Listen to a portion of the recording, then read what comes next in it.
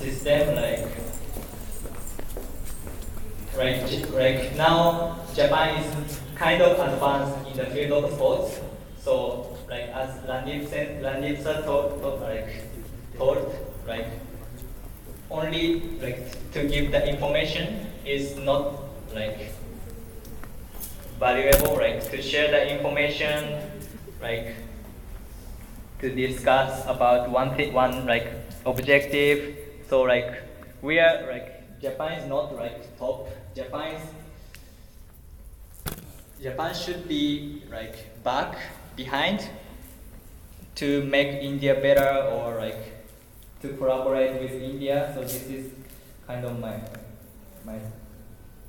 experience and learning briefly, learn how to support from the back, so not from the top.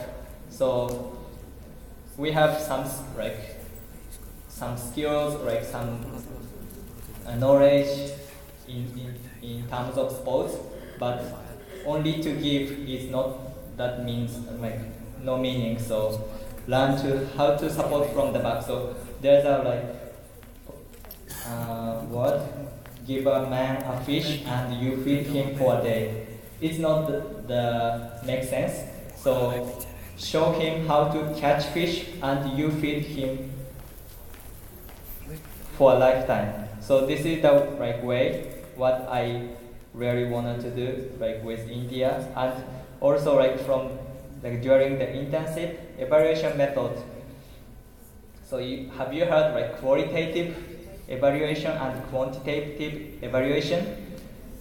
Yes, okay. And sometimes, okay, this NGO also too much focusing on the number of schools we are approaching. So sometimes we have to see the quality of school education.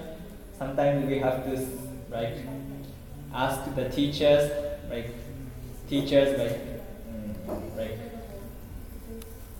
if the conducting session is comfortable, or if there are any problems, and also the third line, I really learned it's not only hard management. There's some soft management, we have to understand your culture. So India has tea time, right? In Japan, there's no tea time, chai time. So, but we often thought hard worker. Japanese is hard working, but so I wanted to do work all the time, but Indian people make a chai and drink for 1 hour. So we have to understand their culture. It's not bad thing. It's their culture and it's good way to communicate among Indian people. So I have to understand this, and this is soft management, and also financial situation. So most of NGOs are in trouble of getting finance or getting budget from donors. So I see this program NGO is kind of beggar, in the street children, like street children. So I think sometimes NGO have to think about the way of earning money from the sports, tournament or anything to make a added value. Okay, so this is my learning, and thank you for the listening to my presentation. And this, yeah, but it's fine. Thank you.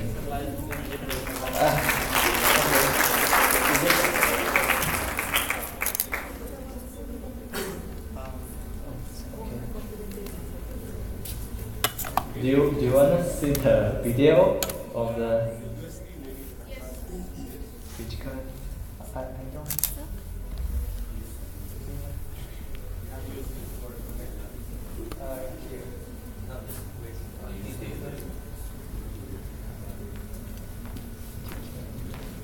Yeah.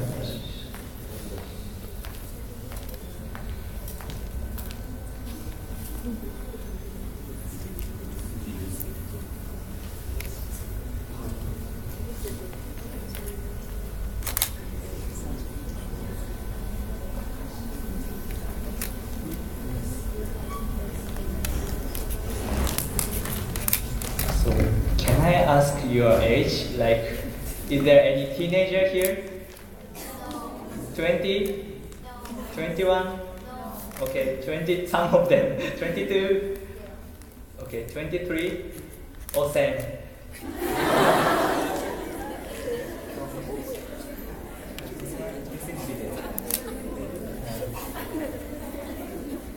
24?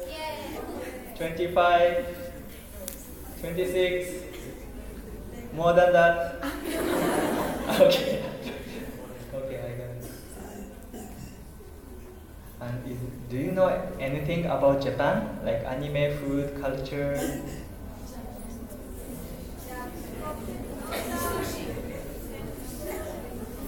Yeah?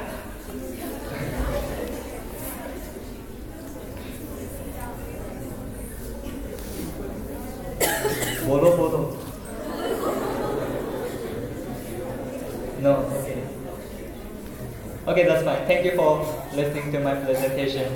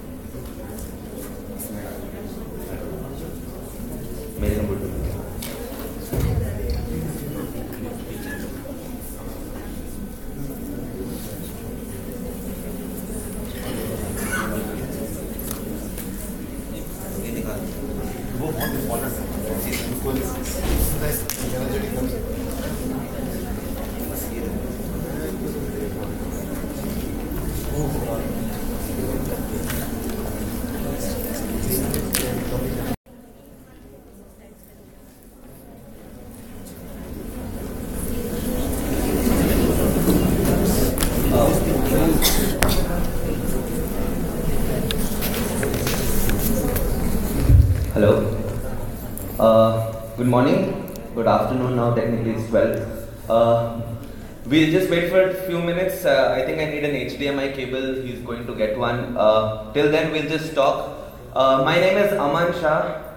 I am from India. I belong to India. And I'm currently a student at TIAS, which is the Scuba International Academy for Sports Studies, as has been introduced to all of you.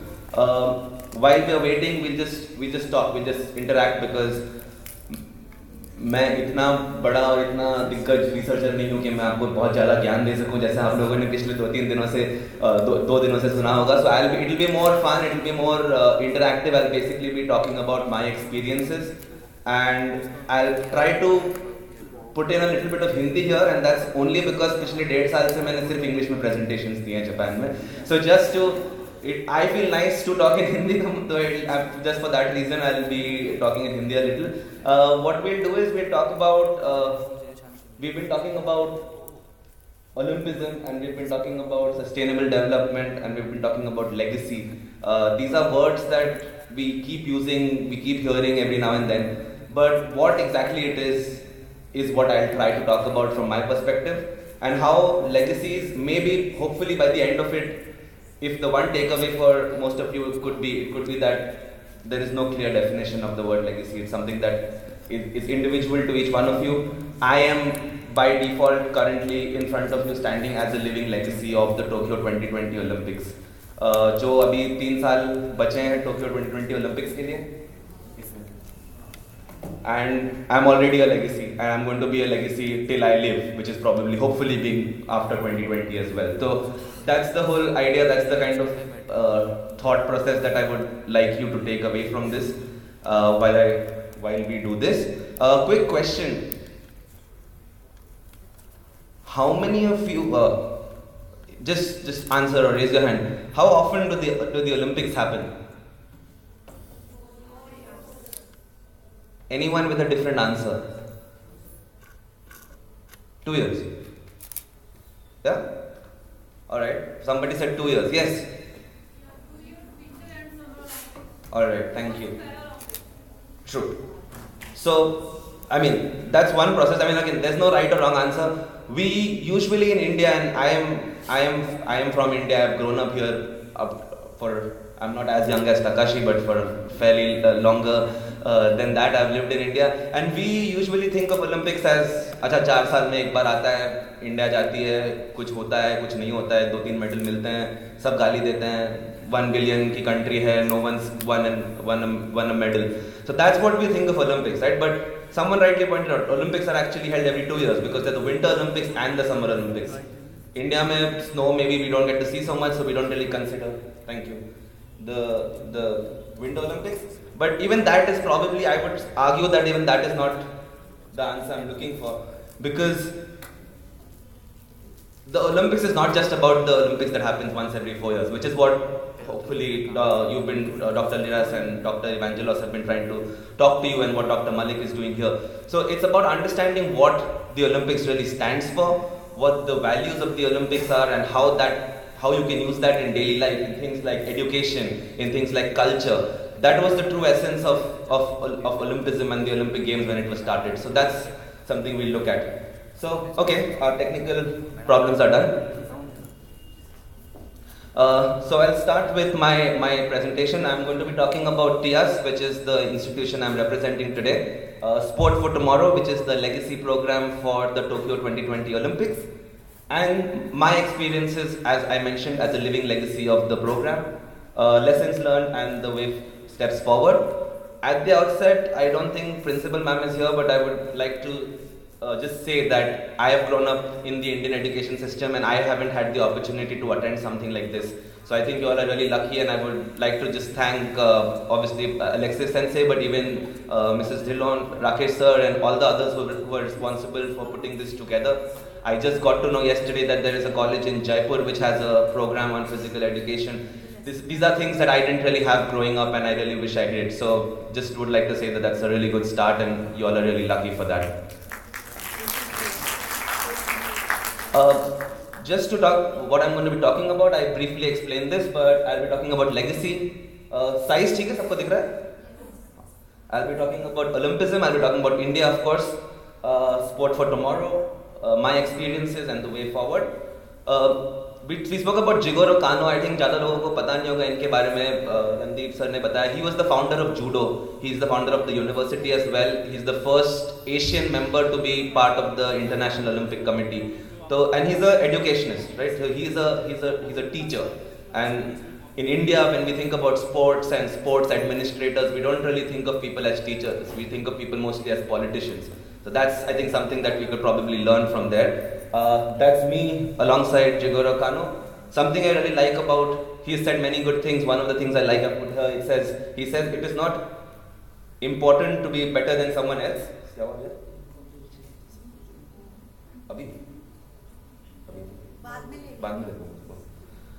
He says, but it's better to be better than what you were yesterday. And I think that's important, because काफी बार we measure ourselves against others, but what is important is how we measure ourselves against ourselves and how we do the next day. So think about this. We'll come back to this later in the presentation. Quickly about myself, I like to believe I'm pan-Indian. I was born in Calcutta, that's in east of India. I am originally from Uttarakhand, I'm Pahadi, so I belong to the north. I grew up and spent most of my education time in Gujarat and Maharashtra, so that's the west. And I worked in the south, in Bangalore. So I've actually gone all 4 parts of the country, so I think of myself as a pan-Indian. I don't belong to any particular place. My background is I was a business journalist. So I used to work with a news agency called Reuters, if some of you might have heard of that. And post that I got into sports media. That's been my focus area over the last 4 or 5 years. Currently I'm a research student at TIAS, like I mentioned, where my area focus has been around youth development in football. Football is my sport. I used to play in India as a child. So काफी time से मुझे interest रहा है in football, and what I couldn't do, I couldn't go from the youth levels to the next levels, which I think a lot of kids in India face that problem. So that's really been my area of interest and my area of research. I've been studying the football academies in Europe and in Japan and seen how they work. Apart from that, of course, we have many other modules. So I've been focusing on governance in sports organizations, which is very, very important. We spoke about how India maybe think of sports administrators only as politicians. It's important to move beyond that. Sustainable legacies. कोई भी sport event होती है तो आजकल everyone talks about how expensive it is, how it's not good. इसी पे एक question. How many people think India should host the Olympics? Just by show of hands.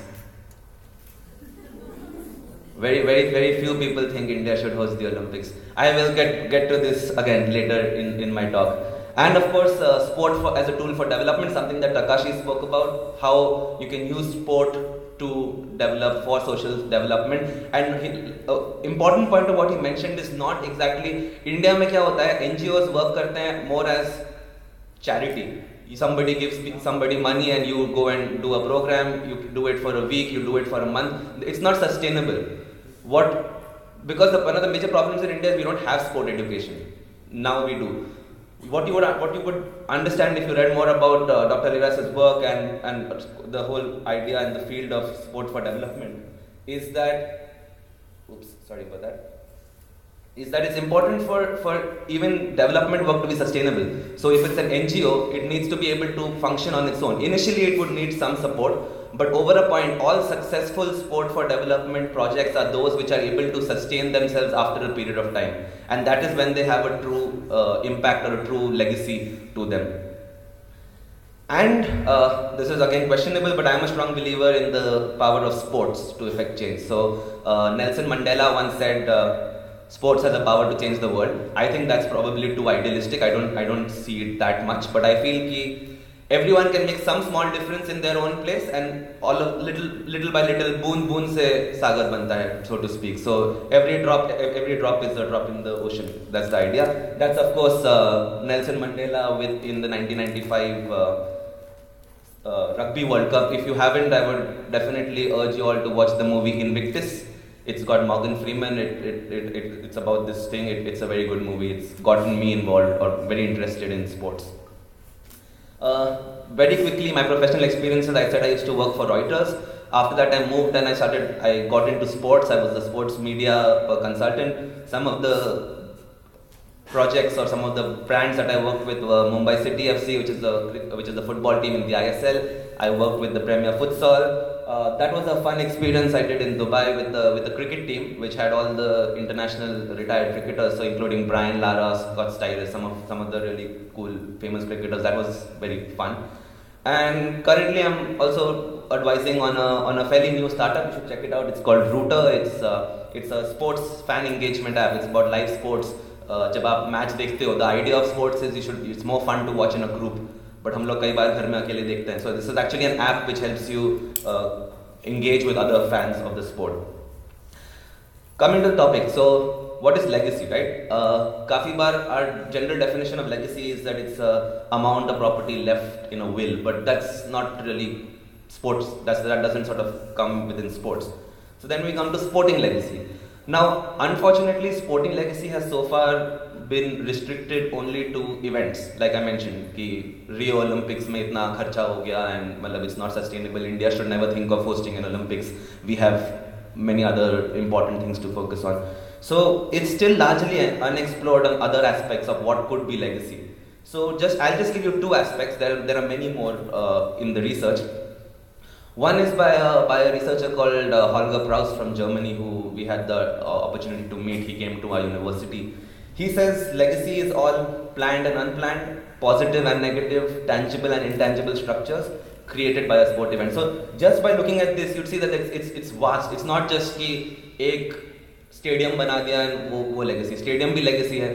उसके अलावा क्या legacy है? Positive legacy, negative legacy. It's very difficult to encapsulate all of them under one term. So I think a more pragmatic way to look at it is this very famous researcher from Lausanne. He says legacy is essentially a dream to be pursued rather than a certainty to be achieved. So very rarely will you be able to get 100% positive legacy. But what your aim should be is to be able to get the best legacy out of what you can out of any sort of sporting venture. So now I'll stop talking and I'll show you something. I don't know how many of you know this, but India hosted the FIFA Under-17 World Cup in October 2017.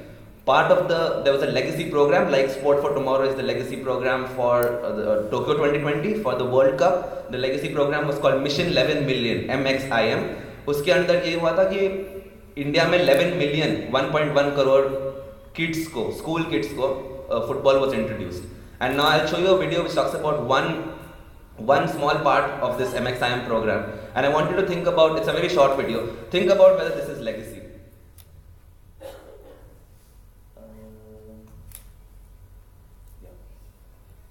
Sound नहीं होगा भैया इसमें.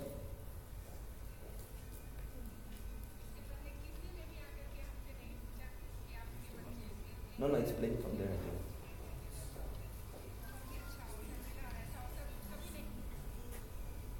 थोड़ा volume बढ़ जाएगा उसका, फिर से स्टार्ट कर लेंगे.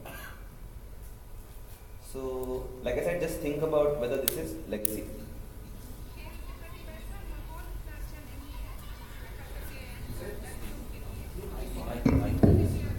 But I think वहाँ से नहीं बनेगा. मतलब there are subtitles to it, so you can.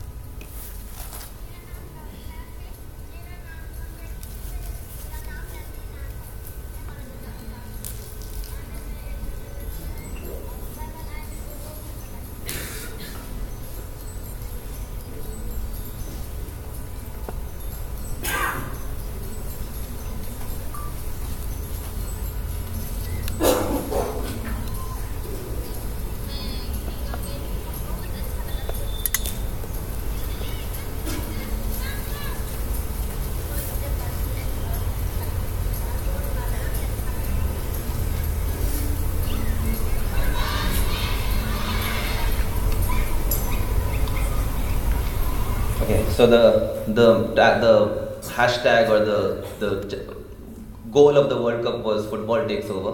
So again, just by show of hands, you think this is legacy? It's talking about a group of girls in a small village in Ranchi, not even in Ranchi but near Ranchi, who never played football, and because this program existed, they were introduced to the game of football. They liked it so much that they built a ground around it and they started playing. So I'm just again, you can argue, there's no right or wrong answer. How many of you think this is legacy? Yeah? Alright, मतलब शर्माओ मत, मतलब सिर्फ हाथ ऊपर करने बोलने के लिए नहीं पूछ रहा, but okay, I don't know about you. For me, this is legacy. This is a legacy because it leaves an impact, right? We spoke about earlier. What is an event? Football World Cup से कुछ related नहीं है. मतलब ना तो कोई players आए हैं, ना ही ये कोई बड़े stadium में हो रहा है. There is no prime minister involved. There is no sports minister involved. There is just a very small program in a very small part of the country. But in my opinion, it made an impact. So it will be a very small, like I said, बूंद से बनता है सागर. This is a very small बूंद in that ocean, which will hopefully eventually be which will be better India. And again, it doesn't have to be football. Just by playing football, these girls are probably coming out of their house for the first time. Normally they go to school and they come back. I visited this place. They're coming out every day. They're playing. Just giving them the chance to go out to new open spaces and playing. That in itself is a big challenge. And which is what is important, to understand that different cultures are different. We need to take it step by step. We can't expect these girls to become international footballers. We don't want them to be international footballers either. We just want them to start playing football. Just appreciate sports. So coming to India, another question, and please, I mean, just थोड़ा interact. मैं भी अपनी आवाज़ को सुन के ज़्यादा bore हो जाता हूँ. तो from an Indian perspective, can someone tell me what these are? If you can't read it, it says friendship, respect, and excellence. Yeah, anyone? Friendship, respect, and excellence. Does it ring a bell? Olympic values. Right. Yeah. So those are the three Olympic values, and determination, inspiration, courage, and equality. Something very similar. So you have the three Olympic values on top. Does anyone know what the bottom four are? Sorry? Right, so they are actually the Paralympic values. So the Olympic values and the Paralympic values together make the Olympic values, or of the Olympic movement. So there are 7 Olympic values. That's friendship, respect, excellence, determination, inspiration, courage, and equality. Now, I don't blame you. I didn't know this before I went to Japan. This is not something we learn. For us, sports is अच्छा खेला, national level पे खेला, उसके बाद अगर अच्छा player हुआ तो इंटरनेशनल लेवल पे जाएगा, वरना अपने वापस अपने कॉलेज में लग जाएगा, काम में लग जाएगा. That's the thing, right? We don't really have education when it comes to sports, which is what this program is trying to do, which is what the TIAS program is trying to do, which is what people like the educations in the Samaj college are trying to do, which is why it's important. Russia, or it's not about the US, or it's not about India winning only 2 medals in a population 5.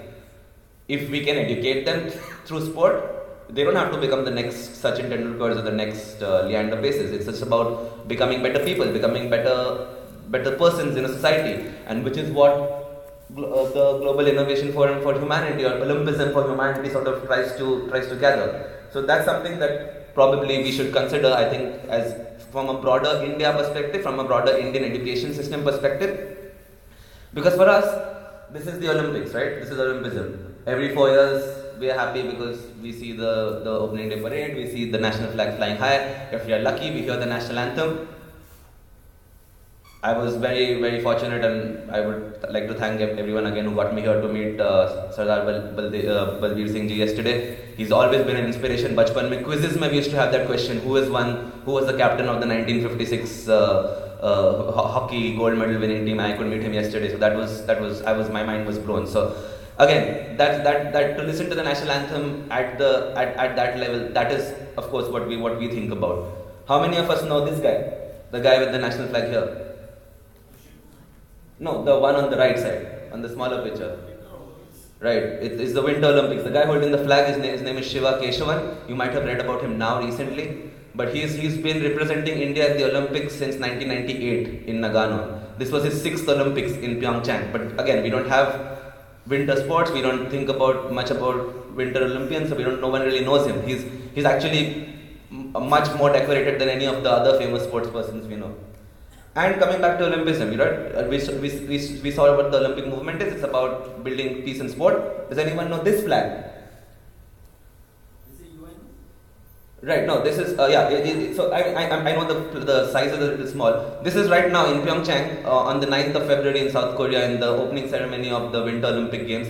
North Korea and South Korea walk together under the unified Korea flag, right? Just to give you some measure of what this is like. This is like India and Pakistan coming together for a sporting event. So this is the kind of, and again, this is something that years of diplomacy has tried to do. Some successfully, some not successfully. I'm not saying this is the best measure. This is at its best. This is tokenism. ये सिर्फ दिखाने के लिए हो रहा है. Even I feel that, but it's still something. It shows something. It shows a mark of respect. It talks about the Olympic truce. It talks about peace, and that is something that is the power that sport has, which I think very few other things have. So now we'll move on from that. I'll now come talk about sport for tomorrow. I'll talk about TIAS. Again, we spoke about legacy programs. Now, if possible, iska agar volume thoda बढ़ सकता है, it would be nice because this is more to hear. Otherwise, I'll just talk over it.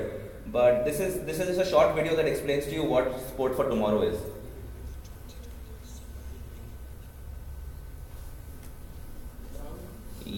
Because it's more to hear if possible, and I can hear it playing somewhere. I don't know where it's playing, but I can hear it playing. It's not playing off the computer, so if wherever it's playing, that volume would be increased. We could probably work it out. Sir, कहीं तो बज रहा है. It's not playing. It's playing somewhere there. I think the speaker may be right. See, if you the power.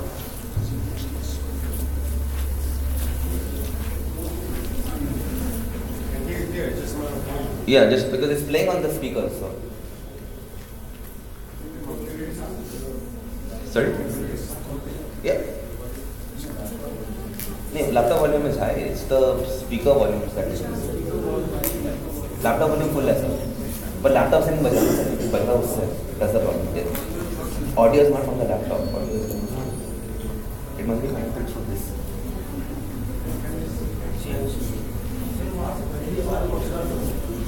क्योंकि आवाज आ रही है.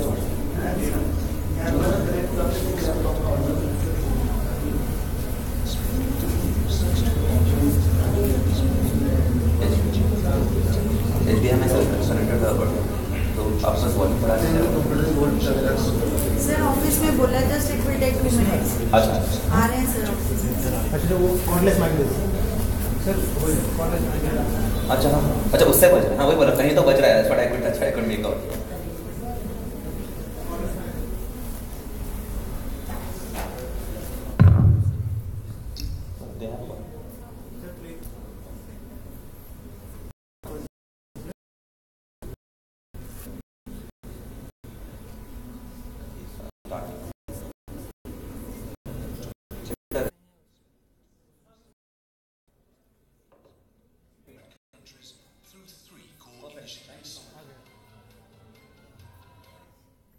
Okay, good. We've solved this. Brilliant.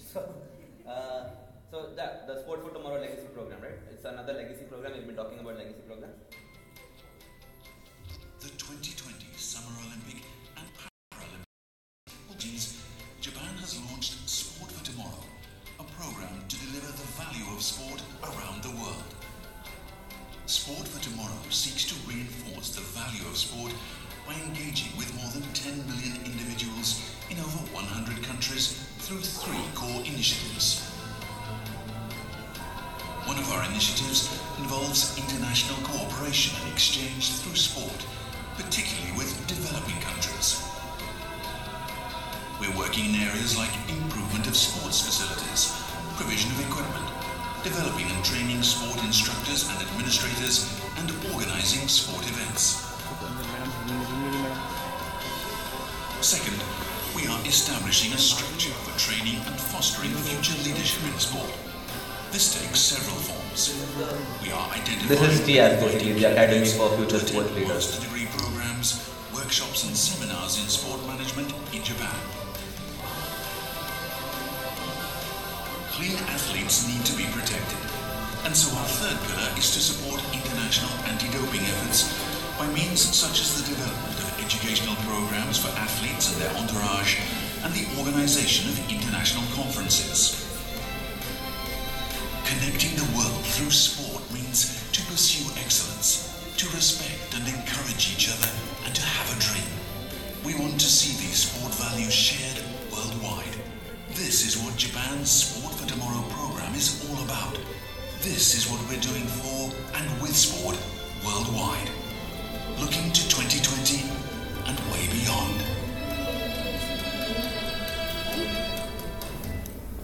Okay, so like I said towards the end, looking at 2020 and beyond, that is what a legacy program is.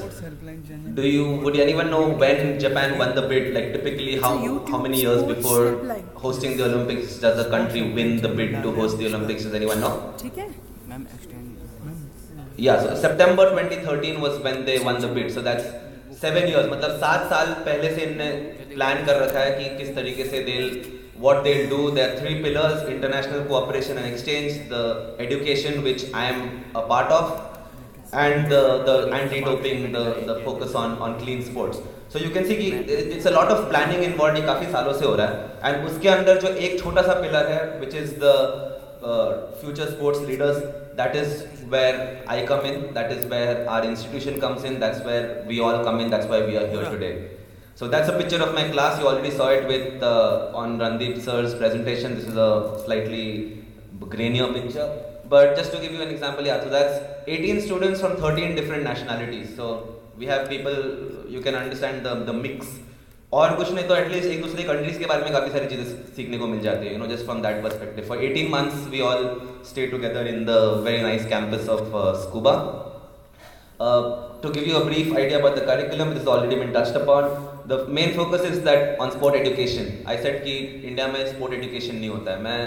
I won't say how old I was when I went to Scuba, but काफ़ी साल से I studied in India and I didn't have the kind of exposure or the experience or just the idea कि ऐसी भी चीजें होती हैं sports में, sports education के बारे में, till I went to Japan. So that's important, and the fact that it's practical implementation. It's not only research, it's also the practical implementation. So you have the theory as well as the practitioners, and it's very important that these two people meet. In India, I was surprised to know that we have a lot of theorists, we have a lot of academic research in sports in some parts of the country. In West Bengal especially, it's quite popular. But there's not really a mix, right? They work separately, ये mix नहीं होते कि किस तरीके से academic research actually आपको help कर सकता है आगे बढ़ने में, आपकी स्पोर्ट्स को आगे बढ़ाने में, आपकी कंट्री को आगे बढ़ाने में. That is what's important.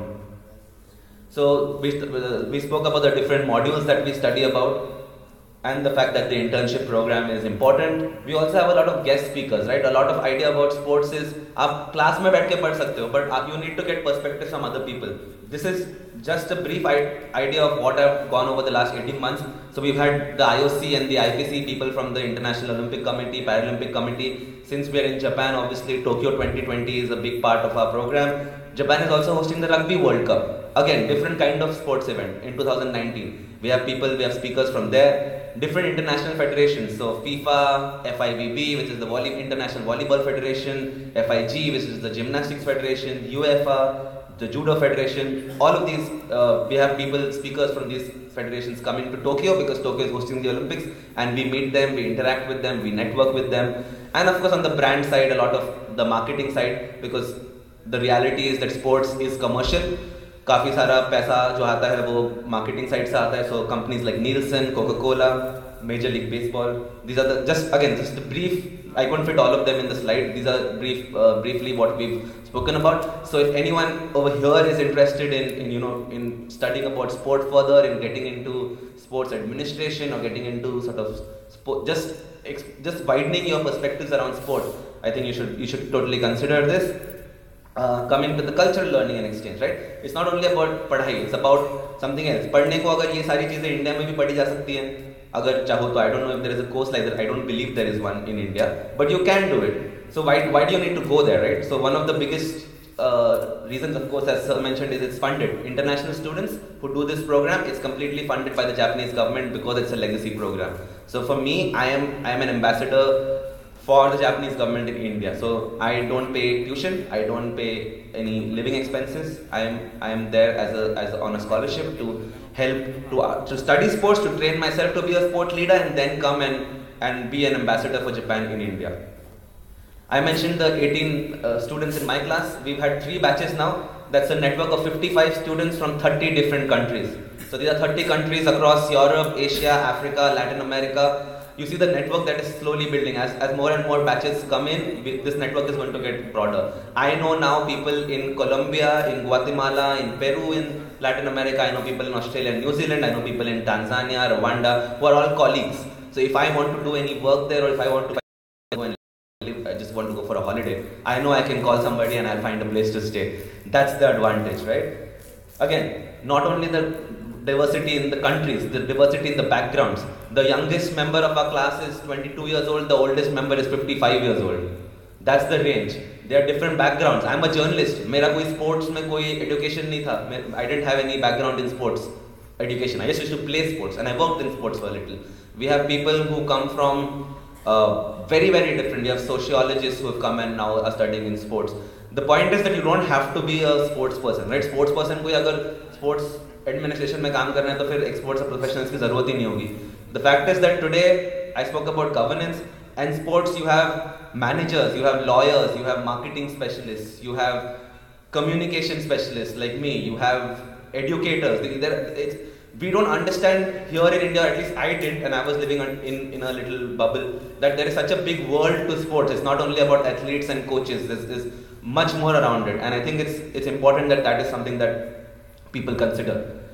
Of course, Japanese culture, it's one of the oldest, one of the most ancient cultures. There's a lot of focus on things that I think we could learn from, like discipline. Takashi mentioned, they don't have chai time, but they have tea ceremony, which is different.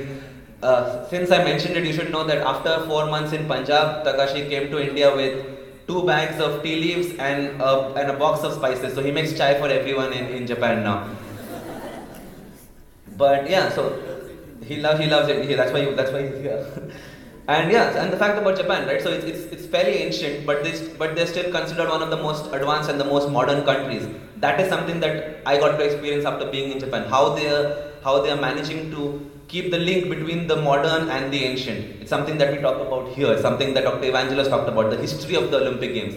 What the Olympic Games started off as and what it's reached today. Where's the connection? That's something that Japan shows you. And of course, the transformation in a country. I said Japan got the right to bid won the bid to host the Olympics in 2013. तब से क्या changes हुए? People think कि Olympics हो रहा है तो there'll only be stadiums will be constructed, this and that. But no. For example, one of the reasons of my initial question, India should host an Olympics. खर्चा बहुत होगा. People have arguments around that. Abhinav Bindra said India should not host the Olympics, but it should. Only one reason why. When you host the Olympics, we don't have para sports in India. We do have para sports in India, but we don't have a proper structure on para sports in India. We have, I think, the second largest population of people living with physical disabilities in India in the world. But we keep them aside, क्योंकि हमारे तो ऐसे इतने सारे लोग हैं कि मतलब कुछ 100-200 मिलियन लोग साइड में रख देंगे तो पता नहीं चलेगा. That we think. But that 100-200 million people are actually more than the population of many countries in the world. So after Japan won the right to host the Olympics, they've taken a bunch of measures. The Tokyo Metro now is 99% accessible. They have the walking paths for the visually challenged. The buses have lower entrance points, so people with wheelchairs can go. There are ramps. These are things India में देखा था but सोचा नहीं था इसके बारे में. And it's more कि अच्छा कोई नया मॉल बन गया तो उन्होंने बना दिया. But we don't really think about these things, right? Because it's always been completely pushed aside. So that's the kind of transformation that's come in Japan, and living in Japan I've seen that they've become more open. Between 2016 when I went to Japan and now there are much more signs in English. That's a change. People like Nakashi are now coming to India, coming to different parts of the world through Sport for Tomorrow, through different measures, talking about Japan, bringing Japan closer to the world. And yeah, like I said, Tokyo has a big tower called the Skytree. 1000 days to go for Tokyo 2020. उसका भी उन्होंने इतना बड़ा एक पूरा programme बनाया था. अभी next program is going to be 2 years to go to the Olympics. End of this month they're going to choose the mascots for the Olympics, and the mascots are being chosen by high school, elementary school kids. जो हमारे primary school के बच्चे होते हैं, उनका जो equivalent है Japan में, they have shortlisted 3 mascots, and up they are going to choose it by giving the kids the right to vote. So they are engaging the population. These are all positive measures, right? आपका बच्चा decide कर रहा है कि 2020 में Olympics में कौन सा मैस्कॉट यूज होगा. These are the kind of things they are doing to engage the population. I think that's something that I have experienced only by being in Japan. And now to sort of become slightly more boring and talk about my research, which I think you guys don't want to probably listen to. I don't know how many people here are footballers or interested in football. I mentioned that's my master's thesis. I just finished it. It's 35,000 words, 115 pages. If anyone wants to read it, please let me know. I'll be happy to send it across. Koi to padhe mere siva. But that's the title, An International View on Football Youth Development, identifying best practices for reform in India. I was fortunate enough to come with Dias to NIS Patiala, meet Dr. Nagi sir who's here, share some ideas with them because they are training the future football coaches of India. So see, there is a very good example of the academic plus practical implementations that I was talking about earlier. I have been published in some journals. This is one or two of my papers. This a poster I presented. I've also worked with bodies, again, being in Japan, I said Tokyo 2020, just seeing how an Olympic body works. I don't have to work with the organizing committee, but I just by being there, I meet them, I talk to them, I meet other people working in sports in Japan. I work very closely with the Japan Football Association and the J League, which is the national league there, to understand how they do football development, कि शायद कुछ उसमें से चीजें हैं जो हम India में अपना सकते हैं, implement कर सकते हैं. And of course, I experienced many new sports which I wouldn't have staying in India.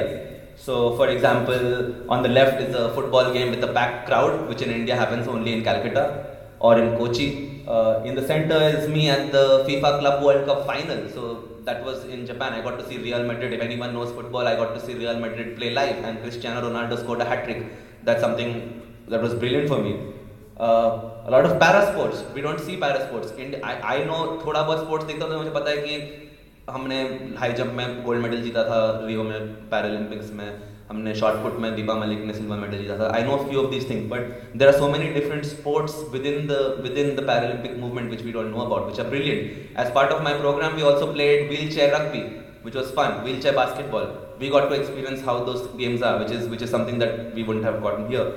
Judo, one of the most famous sports of Japan. I got to experience the international judo grand slam, some rugby. So just to give you an idea, for me as a sports enthusiast, what the takeaways were.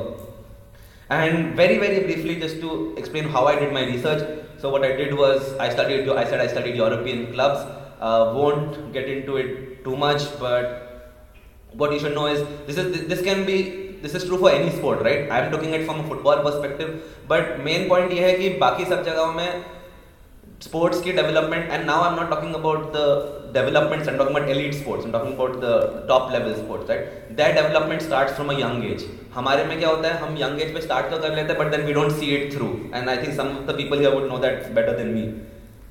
I did some research on Europe because that's, from a football perspective, one of the best examples. There are strong links between the junior teams and senior teams. The main focus, people spend money, clubs, in this case football clubs spend money to develop youth players because they then join their own teams. That's the kind of things. And what I did was I made a structure. So this is basically my research theoretical framework, so to speak, for those of you who are into the research side of things. I am not. I've identified these 5 elements now. The future research is going to be around taking these elements, these are successful elements, and trying to implement them in India. We had initial discussions with Dr. Nagi at NIS Patiala. Yesterday, in the second half, I went to visit the Minerva Punjab Academy here, very close in Mohali.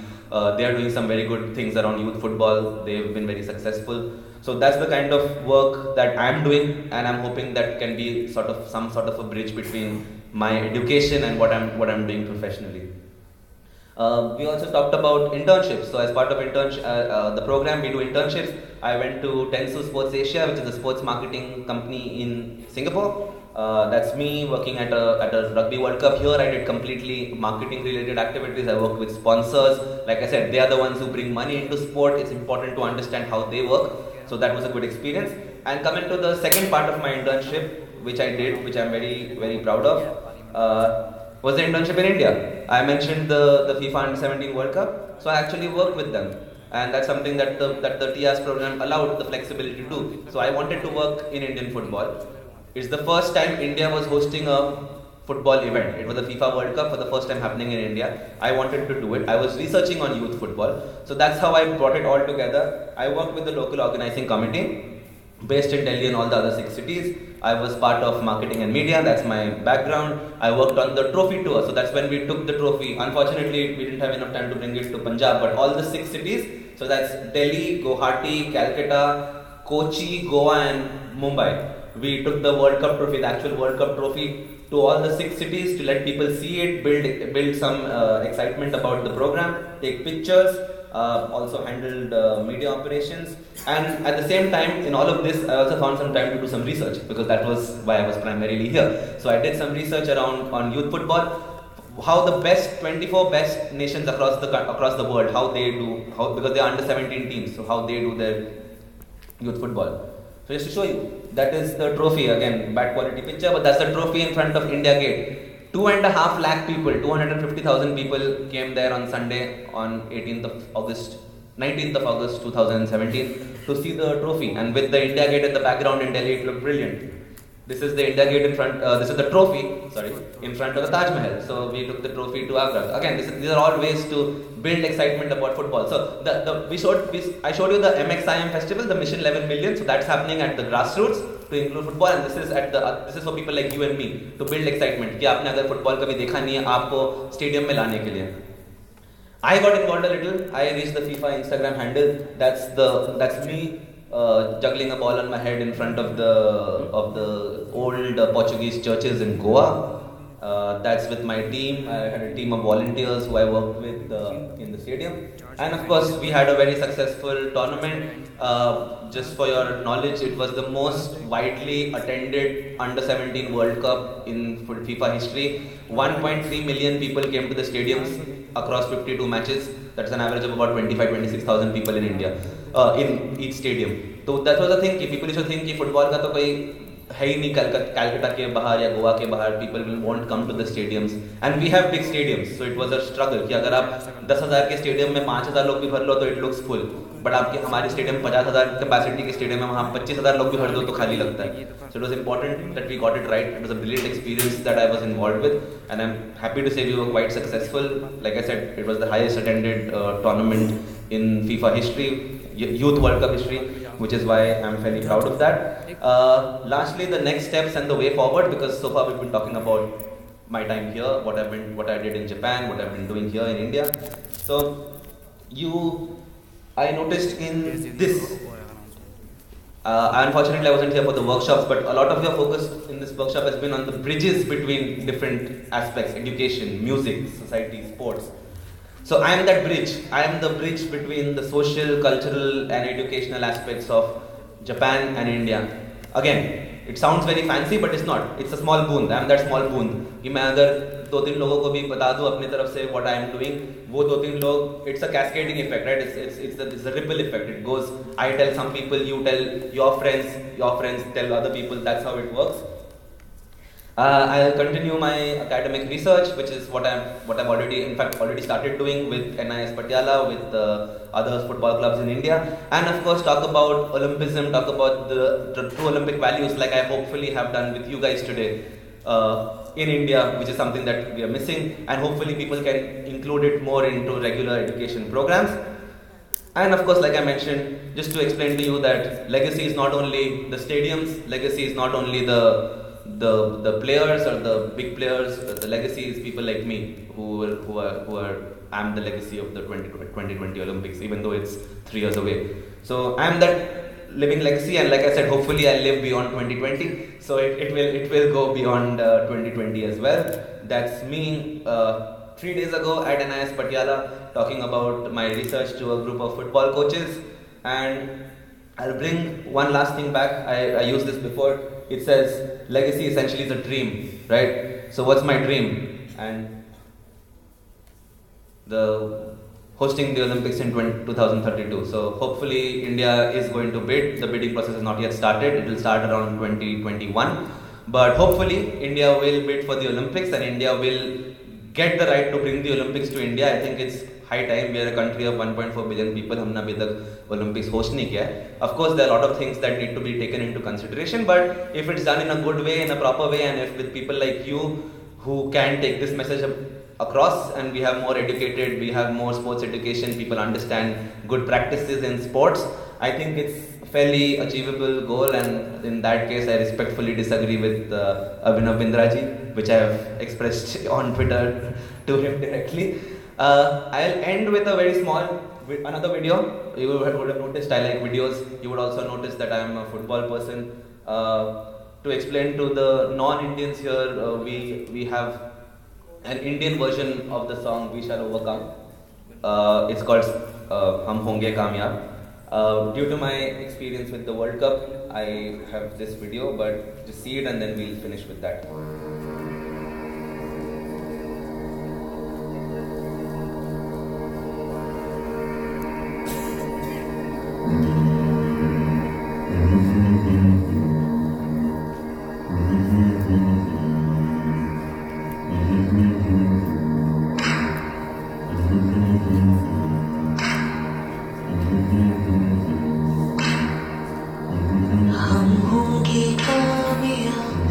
हम होंगे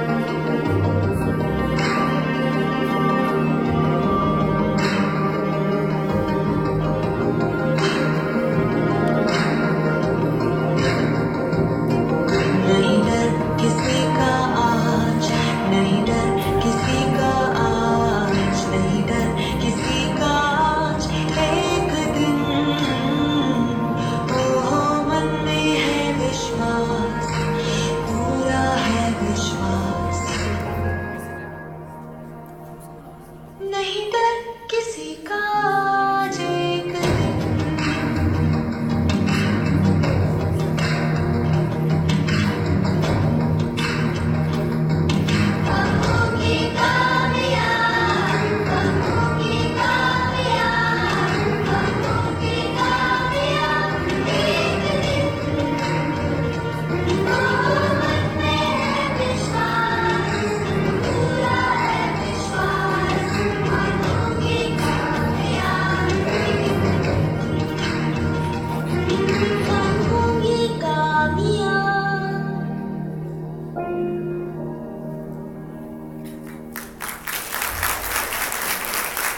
So yeah, I don't know about you, but I was there in Delhi. So when the national anthem played for the first time, got goosebumps. I was working there, so that was quite fun. Including fun fact, the guy who scored the goal, Jackson Singh, he for the last 3 years has been training 10 kilometers away at the Minerva Academy in Mohali. So there's quite a few players from around here who are doing quite well in football. So with this, and going back to what our founding principal, Dr. Jigoro Kano, said, you just have to be better version of yourself next day. So together we can and we will overcome. Thank you so much for giving me the chance to speak to you. Arigatou gozaimasu. Thank you so much, Aman, for presenting your view in so aesthetic manner, and moreover, you have put all the energy among the participants and you have done justice to give a collaboration that not only sports but it is multidisciplines which can serve to the society, upliftment. We can put our hand on the heart, and this heart, this head will be serving to the society to uplift. And we have a very good news that this international conference is live all over the world on Sports Helpline YouTube channel. आप लोग इसको अभी या इसके बाद till end आप देख सकते हैं. We are very thankful to the team of Sports Helpline YouTube channel for giving us this opportunity and taking in your consideration this college to be covered so that we can spread the humanity, the philosophy of Olympism worldwide. Wish you a very good luck and good day to all.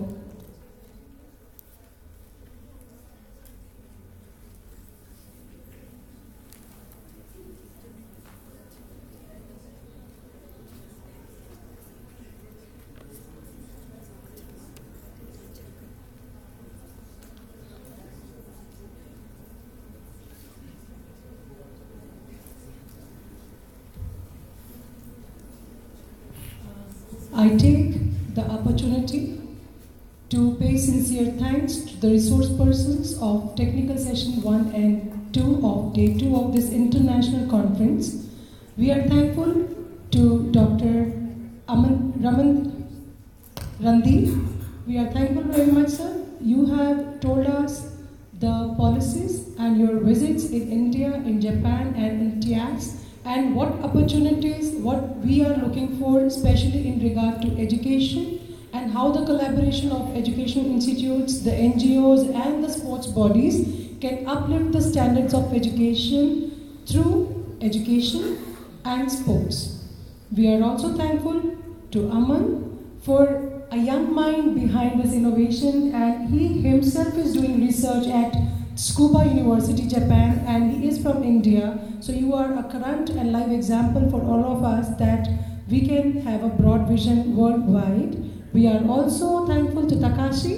Takashi, you are an ambassador. We will say that you are learning Hindi to understand not only the psychology but the demand of the community which are underprivileged. And it's not only the urban areas, but you are trying your level best to reach the interiors of India. So we are in our mind, but you are on to your action. So we are very thankful. We are also thankful to Dr. Budio for your brief presentations and enlightening, and definitely further you will be enlightening this gathering with your vision. And we are very thankful to the house, and we are now breaking for the tea, and exactly after 30 minutes we will be reassembling here for our panel discussion to discuss the synergy sections. The time is exactly 30 minutes for this special delegates, we have made arrangements near the principal office. For teachers, it is downstairs in the main hall, and for students, as scheduled, near the canteen. We disperse for the 30 minutes.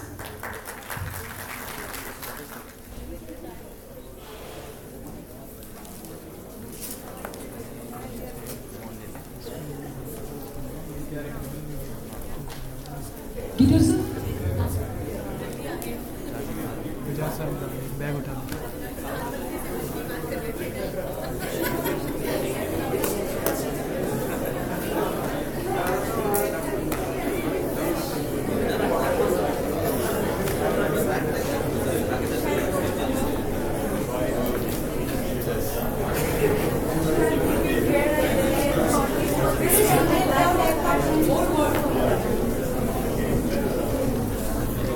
Present, as we are running with the day 2 schedule of afternoon technical session 2.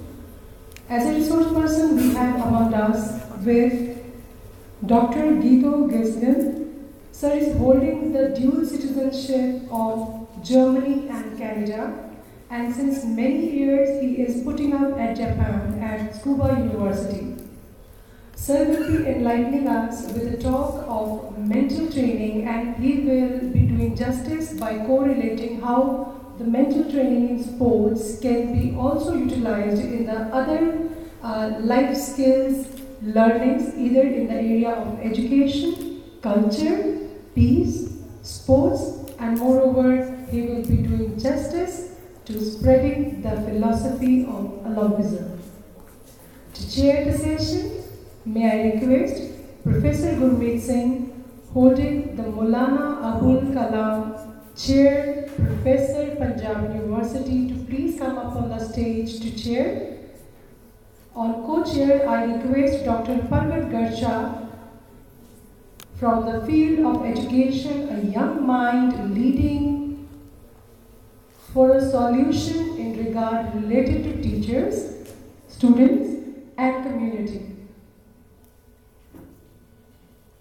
So can we have a big round of applause for our resource person as well as the chair and the co-chair. Thank you very much. Over to you, Guido.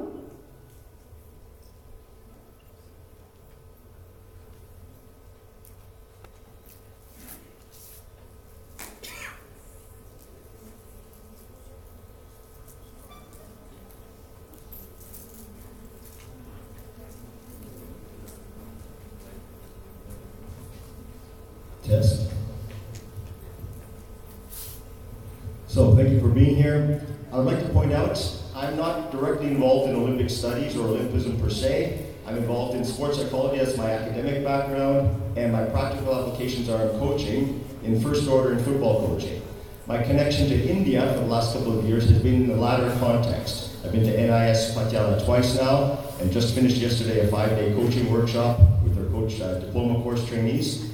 And we hosted in Tsukuba in Japan last September 12 coaches from all over India on our university campus. What I'm going to talk to you about today is the development of performance plans. Now, between my stints in Japan, I spent a year at the University of Edinburgh in Scotland. And our program there was called Performance Psychology. So I'm going to speak about sport today, and I'm going to use a lot of football examples. If you're not a footballer, I ask you to be patient with me, but performance psychology really is the focus here. So my understanding is many of you come from the education area, some of you are involved in arts, perhaps you're involved in performing arts.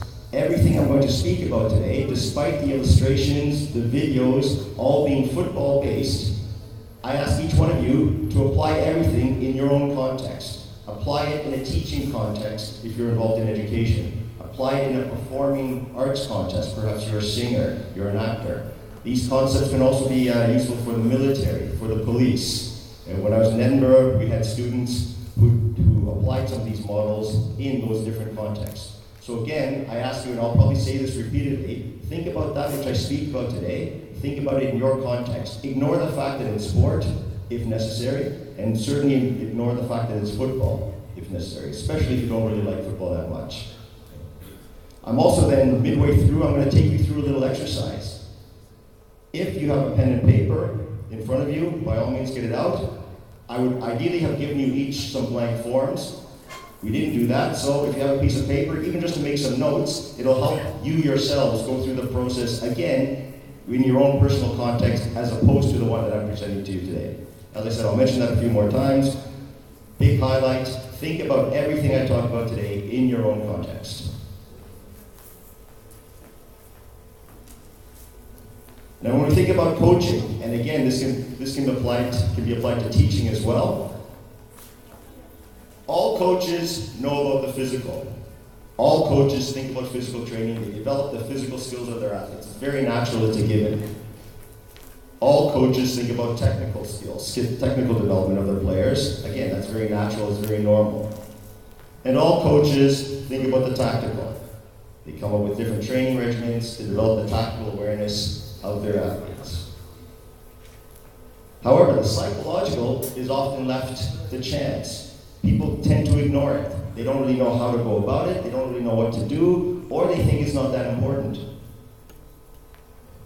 But consider this, and again, forgive me for the football examples, but again, think in other terms, other sport terms, or other terms entirely. Elite level soccer players in a 90-minute match have 40 to 50 interactions with the ball. So they contact the ball about 40 or 50 times within those 90 minutes. And each one of those interactions, on average, is no more than 2 touches of the ball. It might be similar in some other team invasion games, outside of football. Okay. Which means in those 90 minutes, they actually possess the ball for about 2 minutes or less overall. Looked at differently, 98% of the time, if you've done the math now, you would have figured this out, 98% of the time is spent on perception, decision making. It's a mental process. Of those 90 minutes, very little time is spent on physical output. 2% of their time, those 90 minutes, is spent on physical output. Other fields, other performance fields, are probably quite similar. And it's actually no surprise if you think about it in those terms that during a match, football or other, players fatigue mentally before they fatigue physically. They're tired up here before their body is tired. So what that means, it's important for coaches, educators, other people in various fields to address the psychological side of performance, sport or other, as I've said. It's important for any leader in various performance contexts to address the psychological aspect of training and performance. But many don't. I dare say most don't, for various reasons. Okay? And this is problematic. Before I move on, a quick addition to the background. In sport coaching terms, most teams have a head coach, maybe an assistant coach or two. And then as we get a little higher in the level, teams have specialty coaches. In football, maybe a goalkeeper coach. In American football, you have various positional coaches. Okay? But this is as we get higher in level or across different sports. And then as we get even higher, we have other members of the coaching team. The support team typically involves people like what you see up there, managers, trainers, therapists. If we're really high, cooks, bus drivers, this sort of thing. And then at some levels, we have a sports psychologist or a mental trainer. But as you see up here, that person is usually on the support side, not on the coaching side, not directly involved. And I think that's problematic for a couple of reasons. One, those of you who are athletes, think about this. Let's say you're a cricketer, and somebody is brought in to your team or to your club wearing a tie, perhaps wearing a sport coat. You know, this is our consultant. This person is going to help you. This person is going to address the psychological side of your performance. Okay? So trust this person, open up to this person. Most athletes will say, what does this person know about me? What does this person know about cricket? What does this person know about what I do, what I think, my experiences during competition? Or again, my experiences in other performance contexts. So I think the solution there, we need to move that individual over to the coaching side. But this can be expensive, it can be problematic in other ways, maybe these people aren't available. So what's the next best solution? Equip the coaches or equip the leaders or people involved in the coaching team to take on this role. Because again, we have 4 performance dimensions: technical, tactical, physical, and psychological. We cannot afford to ignore the psychological. Somebody needs to do this work, or at least address it with the performers. So the coaching side, or the teaching side, or the leadership side are the people who need to take this on. Think about it this way. In performance, any performance context, in your educational pursuits, everything you do matters. It either helps you succeed or hurts your chances of succeeding. Everything you do. Taking it back to sport, your nutrition, your sleep patterns, etc., etc., in addition to your training. All of these have an effect. So everything you do matters.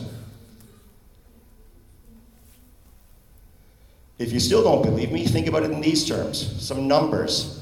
40 to 90% of your performance in sport on a given day, at any given moment, is down to your psychological state, your mental readiness.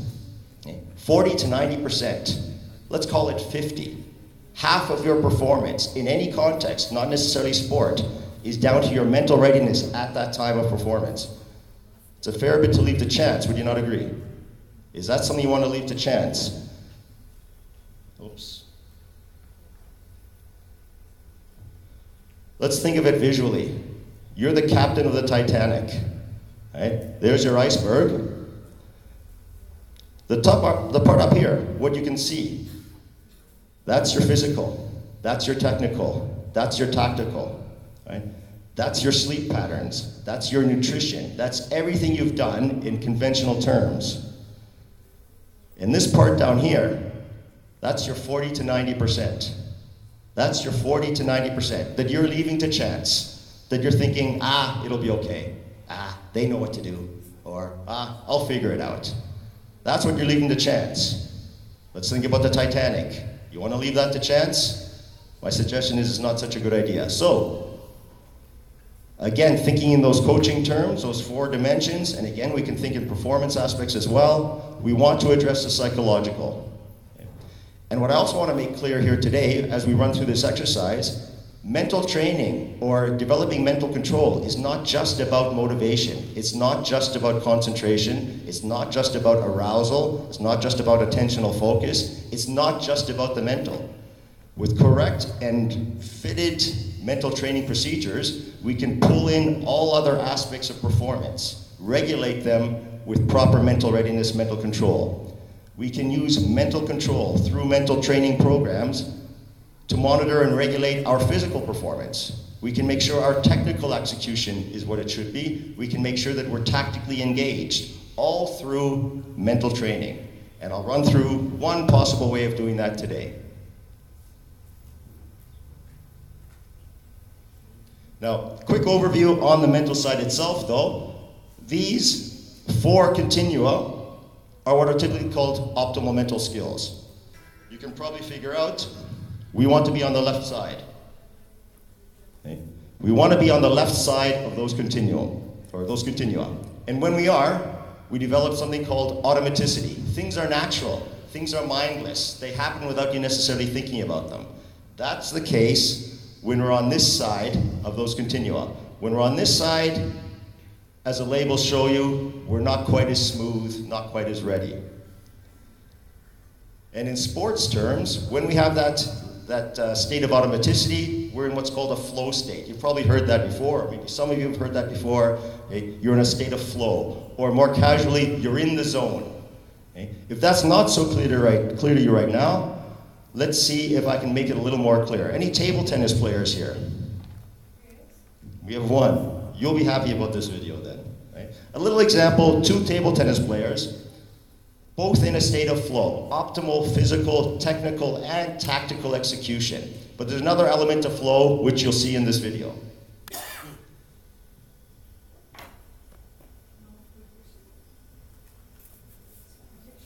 Sorry? Law of projection? One more time. You're going to show law of projection? I'm just going to show a table tennis video. I think you'll enjoy this though.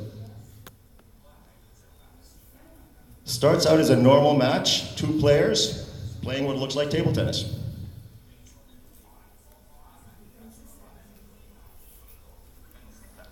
And then things start to get a little more intense. and more intense. And nobody wants to lose this point. And it's going to go on for hours.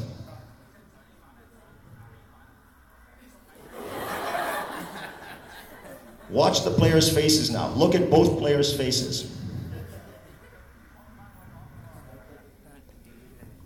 And that's a key part of flow as well. It's not just top-level performance. When you're in a state of flow, right, you're enjoying it. Okay? You're engaged. You're in a positive state of mind. So it's both high-level performance and high level of emotion, high level of happiness, if you want to call it really in simple terms. This is what we want to achieve. But you cannot just say, wake up in the morning and say, today I'm going to be in a flow state.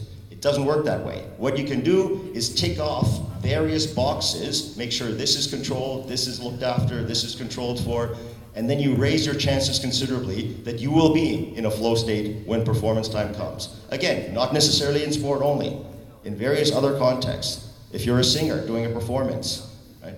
If you're an actor, actress before performance, you want to reach a flow state as well. In education, going into an exam, you want to be in a flow state academically. Sometimes you've probably been in an exam, I have, where things aren't coming together. You know you studied this material, but somehow it's not achievable for you at this moment. You're not in a flow state.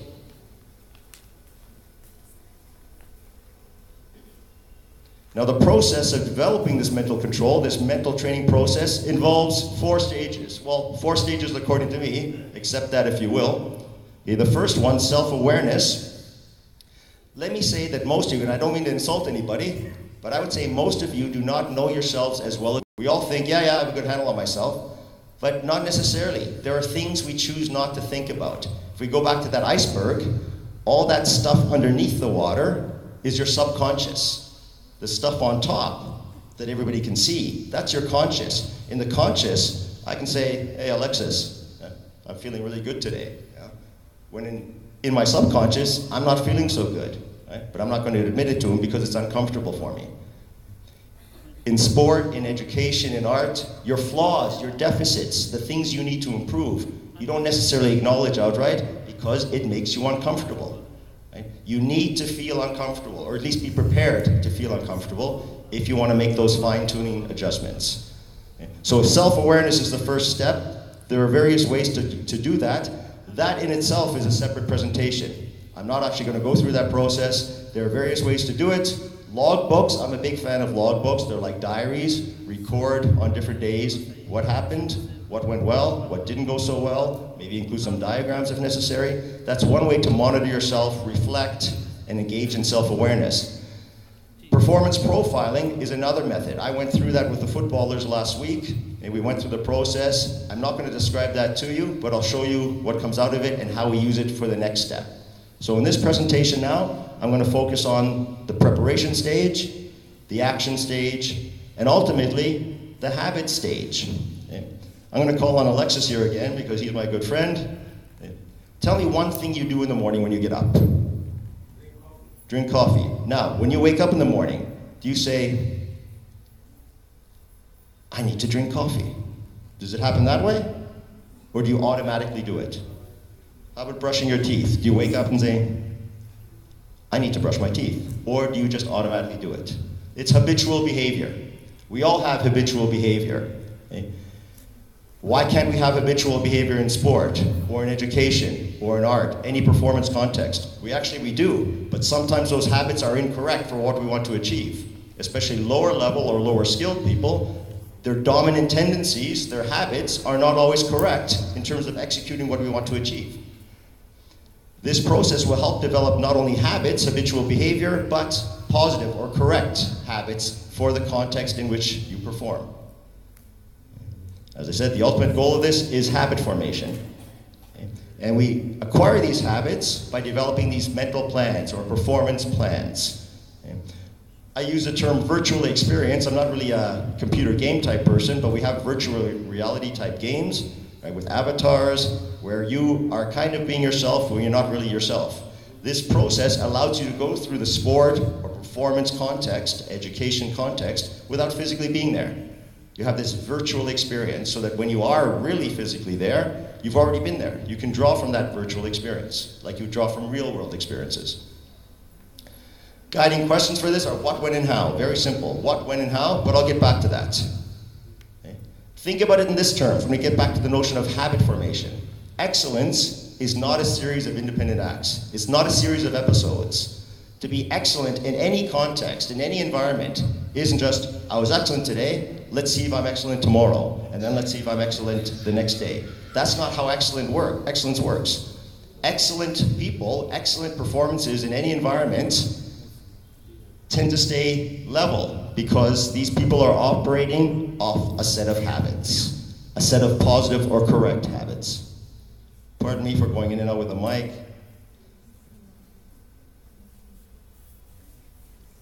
So, maybe you're not on board with me yet. I'm going to walk you through 4 real-life sporting moments. Again, apologies to those who don't like football, apologies to those who are not involved in sport per se, but again, I've probably said this a good 10 times now, think about everything I show you, or do your best at least to think about everything I show you in your own context, in a context that resonates with you, that is applicable to you.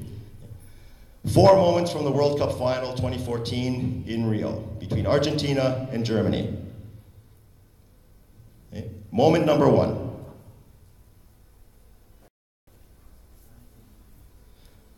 Here, the German midfielder makes a mistake. Gonzalo Higuain, 1v1 with the keeper, makes a complete hash of it.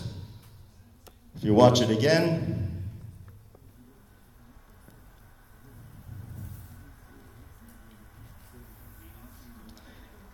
not offside because the opposing team put him through. Here he is, 1v1. He misses the goal.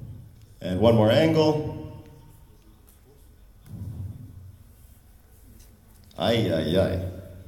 Now some of you are thinking, oh, so what? Mistakes happen. You know, it's one episode. You know, get off the guy's case, these things happen. Yeah, perhaps, things do happen, but this is the World Cup final. This is the biggest individual sporting event on the planet.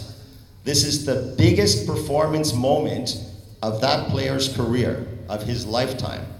So if you're going to have a negative episode, this is not the time. This is a time where you want to be functioning at that highest level that you can. Okay? Yes, random acts occur in sport, random acts occur in other contexts, in other performance contexts. But you want to do your best to make sure at that moment you're ready, you're mentally ready to respond to the moment. Okay?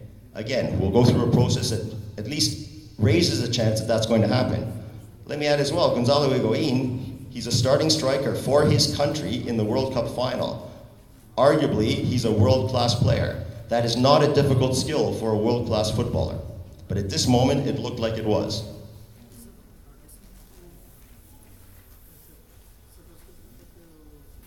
Now, you're still doubtful perhaps. Some of you are still skeptical. Well, give the guy a break. It was a moment, one moment. Okay, here's a very similar moment from his league play. He plays in Italy. There's a team he played for before. But this is from his regular club play, his job. And remember, this is all the man does. Very similar situation, played through. You could argue that this one's even more difficult because the angle is slightly off.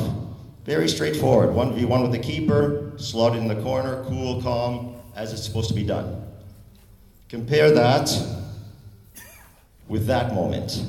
Okay? 2 very similar situations. I would say the video we just saw is slightly more difficult. So what happened to poor Gonzalo here?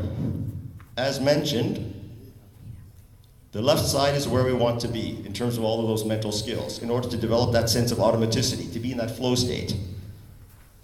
But things happen in sport, things happen in art, things happen in education that you cannot always control for, that just occur.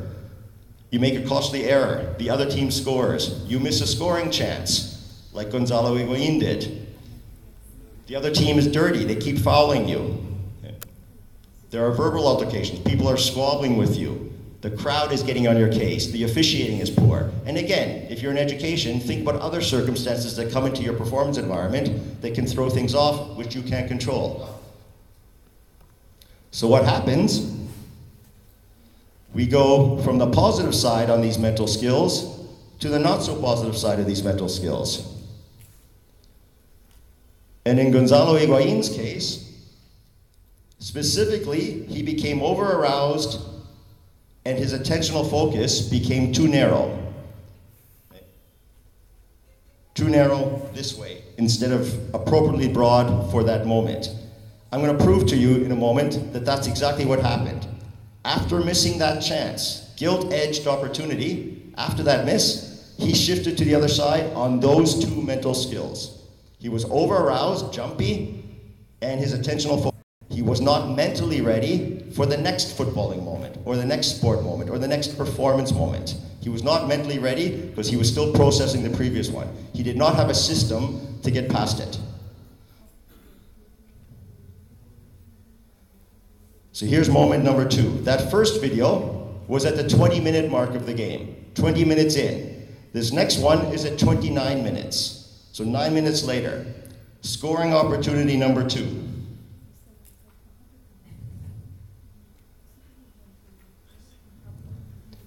And those who know football will agree that this cross is perfect. The ball put across, perfectly weighted, perfect pace, perfect position, everything was perfect.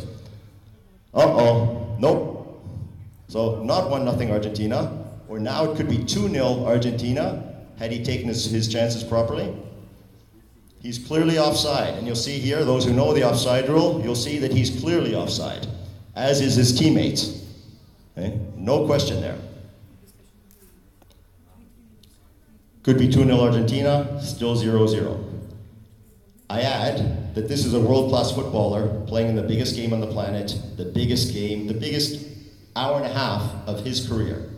Okay? So what happened here? He was offside.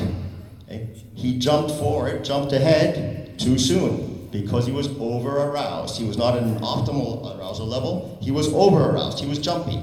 Went too soon. A professional footballer, a world-class footballer, simply must know this. It's not something he didn't realize, it's not something he forgot. Mentally, he was still processing the previous miss. He wasn't ready for the next moment. Attentional focus.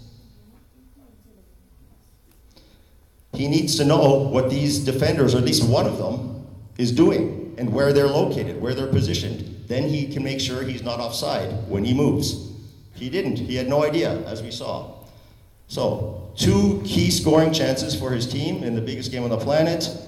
This is what he does for a living. This is his identity, and he wasn't mentally ready for either one. One more video before we move on. I'll stop picking on poor Gonzalo. I'm going to pick on a teammate of his, Rodrigo Palacio, another world-class striker playing for his country in the biggest game on the planet.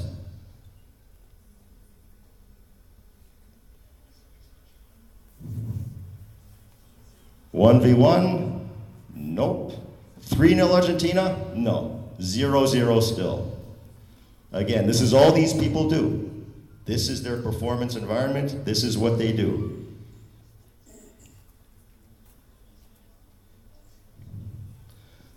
So those of you who are starting to think, or who were thinking before, well, these are all episodes. You know, people make mistakes, no big deal. But now we've got 3 episodes. 3 episodes that could have put their team ahead in a very big event, and they failed to do so. Did they not have the technical skill? Of course not. They have the technical skill. Did they not have the tactical awareness? Of course not. World-class footballers, they have the tactical awareness. Were they not physically fit suddenly? No, they're completely physically fit. So what was the problem? Mental readiness. If you're not addressing the psychological dimension of your performance, regardless of what performance context it is, you're not adequately preparing. And that takes me to a comment I had with, I don't know if any of you know Dr. Negi from NIS Patiala. He was asking me about the notion of mental toughness, mental resilience. How do you develop mental toughness? Well, you don't take a pill. You don't drink a mental toughness drink. You don't wave a magic mental toughness wand. Okay? It doesn't work that way.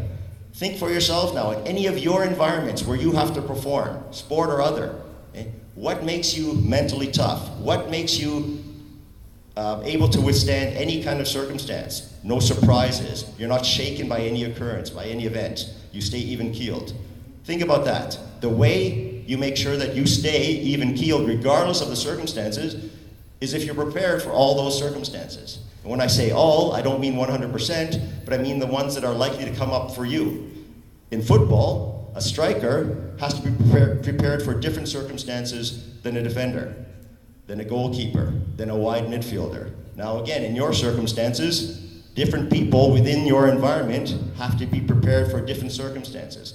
When you prepare for as many as possible that are realistic and likely, that's how you become mentally tough, mentally resilient, because nothing is a shock, nothing is a surprise really, nothing throws you off your stride.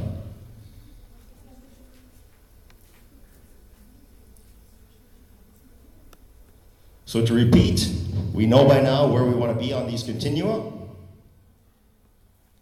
Automaticity is what we want to achieve, a flow state, being in the zone, that things are mindless and automatic. And we can achieve that by working on 3 very simple mental tools. Goal setting, which everybody has surely heard about, self-talk, which I'll explain a little bit, and imagery or mental rehearsal. Okay. Quick word on self-talk. Is there anybody here who does not talk to themselves? Of course, everybody talks to themselves. Maybe not out loud. If you do, other people are going to take a wide berth around you probably because they're not going to be sure what kind of mental state you have. But we all have an internal dialogue in every circumstance we face. Just now at tea, there was a moment or two where you had a bit of an internal dialogue. In your performance environments, you certainly have internal dialogue, perhaps a lot of it. If it's happening anyway, let's focus it. Let's make it useful. Let's give it a purpose. But I'll get into these with slightly more detail, not much. Okay. And we use these 3 mental tools. There are other mental tools, but these are the easiest ones to focus on. We use those as we create what's called a performance plan, or a mental plan, or a mental performance plan. Ultimately, developing that plan or a series of plans on a regular basis or semi-regular basis helps us establish habits and perform at the highest level we can on a more consistent basis. One quick word before we move on. There's an underlying consideration in mental control, and that is the word control. Some things you can control, some things you cannot. You always have to ask yourself, can I control this? In sport, can you control the officiating? Absolutely not. So Professor Rockwell had talked about Jigger O'Connell, one of his quotes. Jigger O'Connell has many very good quotes, and one of them is maximum efficient use of mental and physical energy. Worrying about the official and what he or she does is very poor use of your mental or physical energy. So you let it go, and it really is that simple. Don't waste your mental, in this case mental energy, on the referee or other officials, administrators in your environment over whom you have no control. In a football sense or other sports sense, the conduct of the opposition. This is the World Cup final 2010, Holland and Spain. Nigel de Jong, not known to be a nice person, puts a boot in the Spanish player's chest. If you're afraid of getting hurt, then you probably shouldn't control what the other people do. Weather. Football, but you cannot control it, so you put it aside. You do not waste mental or physical energy on that. You learn to control what you can, and what we call park the rest, put aside the rest. Okay. One further thing before we get into these actual plans and get you thinking about your own context, outcome. Who thinks outcome is controllable? Winning a game, is that controllable? Getting the highest mark in the class, okay. Is that controllable? No, it's not controllable. Performance is, preparation is, but not outcome. Outcome has an element of chance to it, no matter how good you are. If you don't believe me, you don't have to like football, but here are some stats. European Championship of 2016, qualifying games to get into the tournament. Three games I want to focus on. Slovakia, Spain, Poland, Germany, Iceland, Netherlands. Those who know football would automatically say those games were won by Spain, by Germany, and by Netherlands. And if you look at the game stats, it would be hard to argue with you. Again, I won't go through all of them, but if you look at ball possession, if you can read that, completed passes, number of corners, they're all heavily in favor of Spain, Germany, and Netherlands, as their international football reputations would dictate. What actually happened? Look top right, 2-1 Slovakia over Spain. 2-0 Poland over Germany. And here's the kicker, 2-0 Iceland over Netherlands. Okay? Now, what does this mean? Does it mean we just throw our hands in the air and say, you know what, we can't control this stuff anyway, so let's just go and see what happens? Not what I'm saying. What I'm saying is most of the time, with these sorts of stats, or the same kind of performance, not outcome, performance aspects that you put into your educational, artistic pursuits, most of the time, it'll come out in your favor. Sometimes it won't. The message here is you don't fuss about outcome, you fuss about preparation, and ultimately the performance that stems from that preparation, but not the result. So, let's get into some activity here. As already mentioned, 4-step process. We're going to talk about preparation, action, and ultimately how that can affect your habits or development of habits. Now, I talked about that first step being self-awareness or reflection. And I mentioned a performance profile being one way of doing that. This is what a performance profile looks like. In as brief a manner as possible, I will tell you the coach or someone or an assistant coach sits down with the athlete or the performer. The athlete, in this case, the player identified 1, 2, 3, 4, 5, 6, labeled on the outside. 6 important factors for that person's performance. This is a soccer midfielder, so 6 important performance factors for a midfielder on that team. Different midfielders on that team, so they each have different roles, different identities. This midfielder on this team, in this league, at this performance level, identified those 6 factors as important. Now what you should see here, it's not all mental. We're talking about mental training, but the factors are not all mental. Here we have a mental factor. Here we have a technical factor. Here we have a physical factor. Tactical and mental, physical, all 3, other than, well, 3 of the 4, I should say. So the point is, mental training, again, is not just about mental training. Don't worry about the white arrows. I'm not going to discuss this in detail, but this is a performance profile, and then we use this information to inform the next step, putting together these plans. You might be able to see, here we have a green star, here we have a red star. So, very simple start, you pick out one positive factor and one not so good factor. We call this a maintain point because this midfield decided he's 8 out of 10 or 80 out of 100 in terms of ability, performance level. But this one is not so good, only 5 out of 10 or 50 out of 100 with the capacity to reach 70 with some training. So this performer decided that this is something he wants to maintain, this is something he wants to improve. With that as a backdrop, we now get into the next step. The actual performance plan. Okay? Self-awareness based on that profile I just showed you. The what, the when, and the how. Now, instead of just the factor, let me go back. Instead of just writing in the factor in simple terms, as we now put together this plan, it's written out in more detail. A little bit more about the what. You probably can't read that, but it addresses what that factor is. It addresses when or where during a game it occurs, or when it's necessary, when it's important, and how to make it better. So here we're talking about an improved point, so the 50 out of 100 point. Okay. Again, what is it? When or where does it happen? And how can I improve it? What specific actions or behaviors are required to make it better? On the maintain side, areas to maintain, same process. What is it? When and where does it happen during a game? And how can I make sure it stays at a high level? So you see, mental training isn't just about improving weaknesses. Mental training is also a means of making sure that you continue to perform at a high level on those things that you already do well. So that's our self-awareness. That's our first step in the chart. Those of you who've been actually following, think about it for a moment. You can write it down if you have a pen and paper, or just keep it in your head. Think about your performance context. Think about something that you do really well, and think about something that you think you need improvement on. Okay? Write down the what, when, and how. What is it? When or where does it occur during your performance context? and how could you make it better? Specific, specific, specific. Moving on then, from the self-awareness, we move on to preparation. And preparation involves goal setting. And I think everybody is at least familiar to some extent with the goal setting process. We want to make them SMART, S-M-A-R-T, SMART goal setting, specific, measurable, action-oriented, realistic, and within a certain time frame.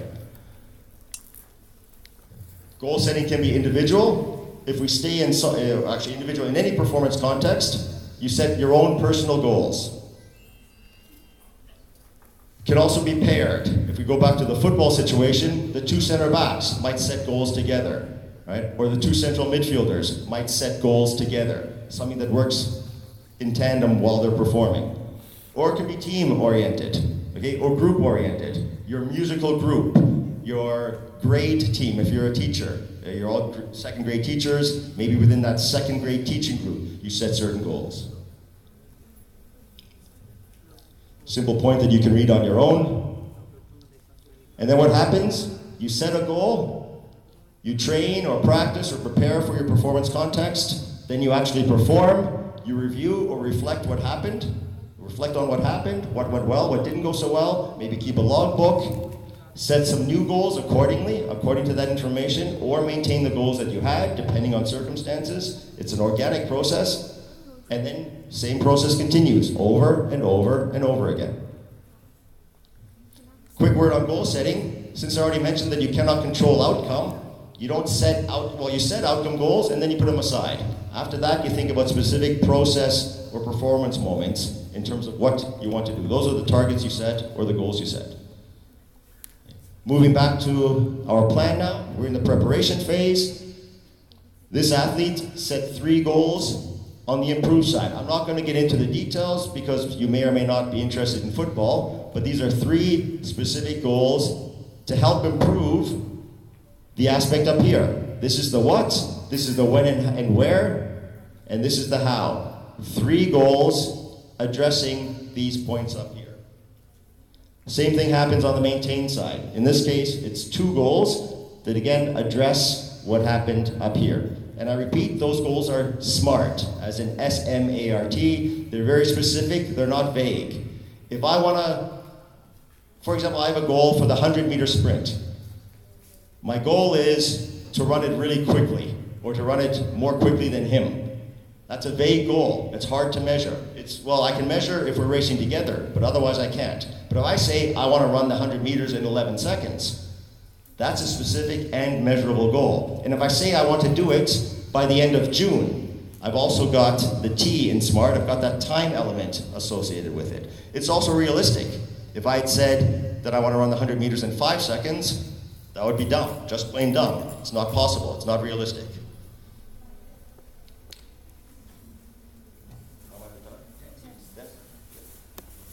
On to the action phase. So I said self-awareness, preparation, action. On to the action phase now. Self-talk. And I've said we all have internal dialogue in regular circumstances, simple life circumstances, and in performance circumstances. So let's use it in a good way. Let's make that dialogue helpful. Once again, just like with goal setting, you can have internal dialogue or you can have external dialogue, cue words. For example, apologies for the football reference again, but you'll make sense of it. Manchester United, English Premier League team, their youth academies have a system. After they score a goal, those who know football, after your team scores a goal, the ball goes back to center, it's kickoff for the other team. And statistically, we've seen that after you've scored a goal, you're more vulnerable to be scored against. That's what the research shows us. After you score, the immediate moments, you're more likely to be scored upon. So what does Manchester United Youth Academy do? They have a team cue word. After they score, at the next kickoff, somebody or many people shout out 5. They shout out the number 5. And what that means, the team members all know what it means. It means the other team is not going to get 5 consecutive passes before a Manchester United player gets in there and touches the ball. Their goal there is to not allow 5 consecutive passes because it means after having just scored, they're not going to be mentally disengaged. By trying to make sure there aren't 5 passes, they're going to remain mentally engaged so that they're not as vulnerable as the statistics show us, if that makes sense to you. Give me a nod if it makes sense to you, please. Okay, a couple of people it makes sense to. So, cue words, self-talk. Cue words can be constituted as self-talk, individual, paired, or team-based, once again.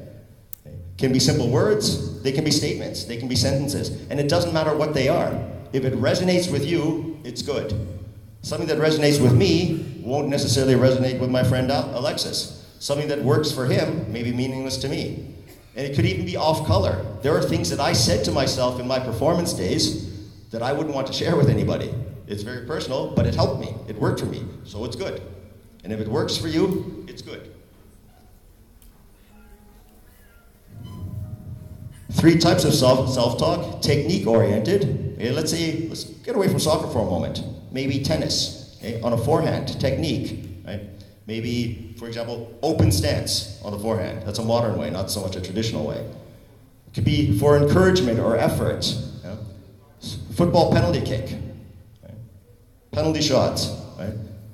I take them all the time. I score frequently. I can't remember the last time I missed, but it's a high pressure moment. So for encouragement or effort, I tell myself, I score all the time, or I scored my last 6. Right? Self-talk, just to help me for that particular performance moment. And mood words, simply go, faster, breathe, either to raise arousal or lower arousal. Mental rehearsal, a little more detailed. I won't get into those details, but simply watching yourself as if it's through your own eyes or watching yourself as if you're in a movie. Both are okay, and you actually repeat several performance moments, whether it's sport. Let's say you're a teacher and you have a presentation that's a subject area you're not quite as familiar with. You're forced to teach this, but you don't really know it so well, right? So you see yourself going through the process, maybe answering some questions from some students that you anticipate as your preparation. That's mental rehearsal, in a nutshell. Going back to our plans, and I know all of you are doing this right now, if not on paper, in your minds, right? Right, good to hear. So we go back to our plans. If we think again, the improve point that our midfielder identified, the what, the when and where it occurs, and how to make it better, the goals set for that particular factor. Here we have 3 cue words, right? 3 self-talk elements that the player has identified for himself. Anything goes if it works for you. And on the maintain side, again, 3 cue words or 3 elements of self-talk that this midfielder came up with himself, for himself, to help trigger the behavior that is necessary, to help trigger the how behavior in the when or where moments of this what factor. And just some description on mental rehearsal. Again, I won't talk through that in detail, but that's how we finish the plan. There we have a mental performance plan. You might do this once a month. You might do it once a week. You might do it after 1 week, then after 2 months, then not again for 6 months. It depends on what your performances are like. If your performances are at a high level, maybe you keep going back to this one. If your performance is like this, you make adjustments along the way. This is how you develop that preparation, that readiness for any moment or episode that can come up in your performance. You're not surprised by anything, you're not shocked by anything, you're not thrown off your stride because you're mentally prepared, and therefore you're mentally tough, you're mentally resilient. Had Argentina's Gonzalo Higuain done something like this and included 1v1 with the goalkeeper in his pre-game preparation, there's a good chance he would have scored, a much better chance at least that he would have scored. Had Rodrigo Palacio done the same thing, there would have been a much better chance that he would have scored on his one opportunity in that game. And Argentina would be World Cup champions today. But they're not, as you'll see. I've already talked about habit, the importance of virtual experience to help develop those habits. Thank you. And again, the notion that excellence is not a set of independent acts. It's a repetition of a series of habits. Moment number 4 from the World Cup final, as I said. This one will turn out slightly differently. Actually, let me set it up. Mario Götze, if that name means anything to anybody, German substitute, came in the 88th minute, 2 minutes before regular time ended. 0-0 score. He came in just before the game ended. On one hand, you could say he was physically fresh. On the other hand, you could say he wasn't mentally engaged like the other players. You choose how you want to see that. Not really the point.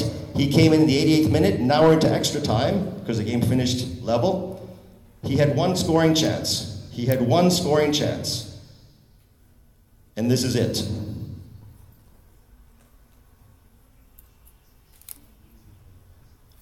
Ball played in.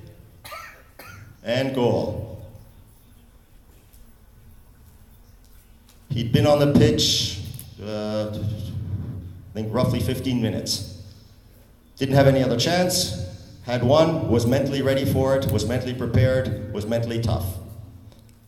Germany are World Cup champions because he was mentally ready, whereas Gonzalo Higuain and Rodrigo Palacio were not. I had some other examples for you to illustrate maintain points and improve points, but I don't think I'm allowed to cover those anymore, so I won't. Here's an improve point, a sequence. Come see me later if you want to see these videos. Okay. And one more, don't want to leave the ladies out. We have a ladies performance moment as well. Come see me later if you want to see it.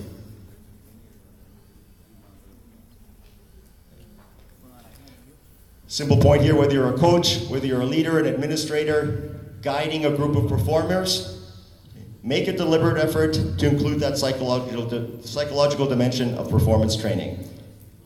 Or, in the routine you already follow, see what could be tweaked or modified to address the psychological side of training your performers. Closing points. I'm going to be right on the money, I think. Okay. I already mentioned this one. Everything you do matters, including mental preparation. If you're not mentally prepared, even for a very physically oriented performance moment or some other performance moment, you haven't done enough. Everything you do matters. And lastly, back to Jigoro Kano. I think the man has or had a great number of quotes. I've mentioned one, you've heard a couple others. Here's one to ponder.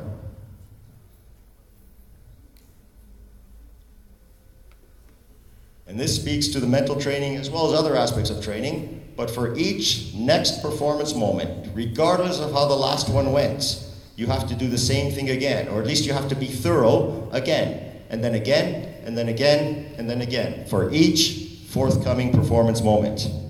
That's how it works. That's how you develop performance consistency. That's how you develop habits. That's how you become mentally tough. One amusing video to finish. Do I have these 30 seconds? Okay. I think it's amusing. If you're mentally prepared, if you're mentally in control, you can find solutions. Sports solutions or performance solutions, regardless of your context. If you're ready, you can adapt and always find a way to perform at your best. You might know 2002 World Cup was played in Japan and Korea. This is Roberto Carlos, former Brazilian player, known for his free kicks, arriving at the airport in Tokyo, I believe, signing an autograph for a young fan. Bit of cultural exchange with Pepsi. Cultural learning moment. And game time. Free kick, Roberto Carlos' specialty.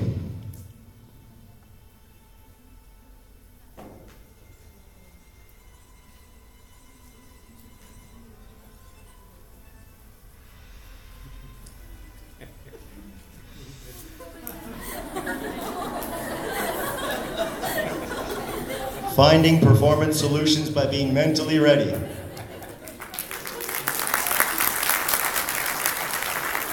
Thank you very much.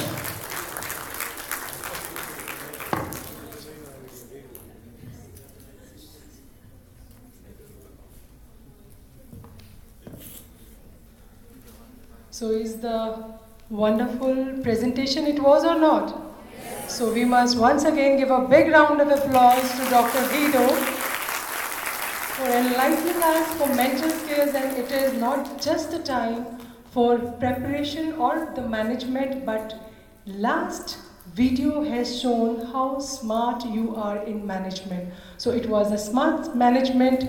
So here we have to focus not only to the concentration area, not only to the area of attention, but it should be focused one, it should be smart enough. So I request on behalf of the organizing committee to Professor Gurmeet Singh, Maulana Abul Kalam Azad Chair Professor, Punjab University, to please conclude the session.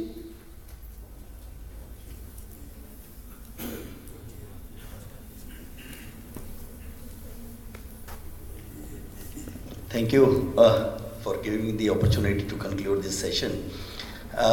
Gudio, congratulations to you that you have presented a wonderful presentation on sports psychology. As you said that 98% is sports psychology and 2% is training, but 2% is very important so that you can show 98% is very important.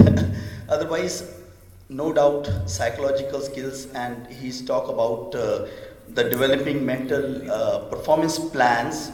In that, he puts stress on how you can bring that flow state of mind while playing, which is actually flow state is that everything comes automatically.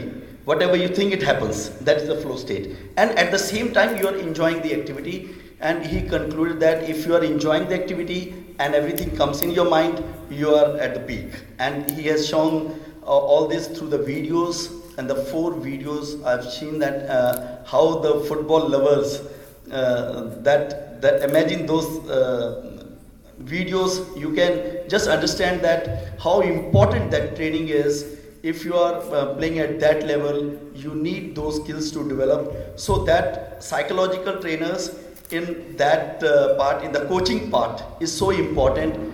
He stress on that, shift that psychological trainer in the coaching team so that you can win, your wins are more and more is needed in the performance sports.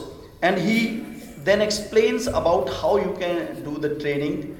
On that contest, he focus on mental control, which is not comes automatically, you have to train for that. He's putting stress on that psychological skills, especially the mental controls, comes when you train for that. So repetition, habits, you have to make habit for that. You have to do regular training. So this is a nice presentation. I concluded it's a wonderful presentation. Otherwise, it's a very short time of he presented. Otherwise, he has so many slides with him. Thank you very much that you have presented nice presentation and give idea about this, how you can use positive psychology in the sports. Thank you very much. Thank you very much, sir. Now I also request Dr. Pargat Garcha to conclude how these sports mental training skills can travel to the classroom, skill nurturing among the students.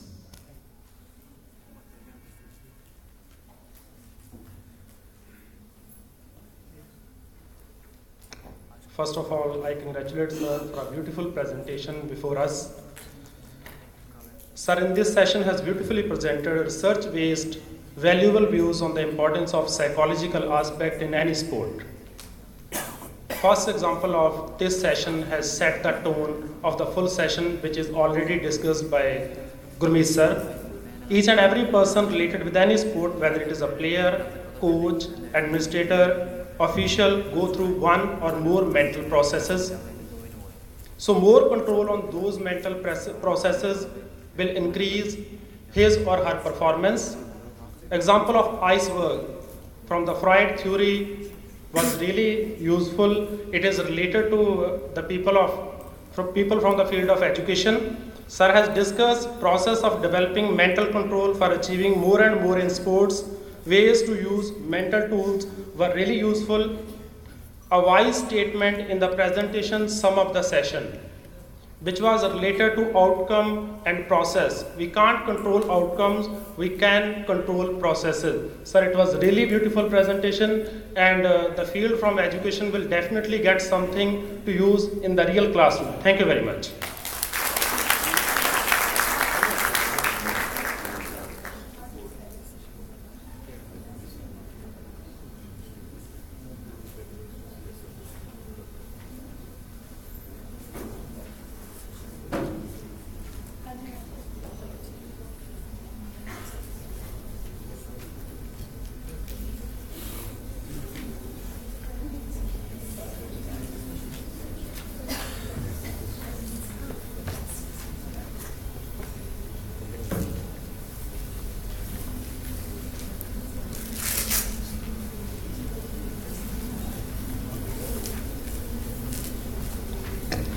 Thank you very much, sir.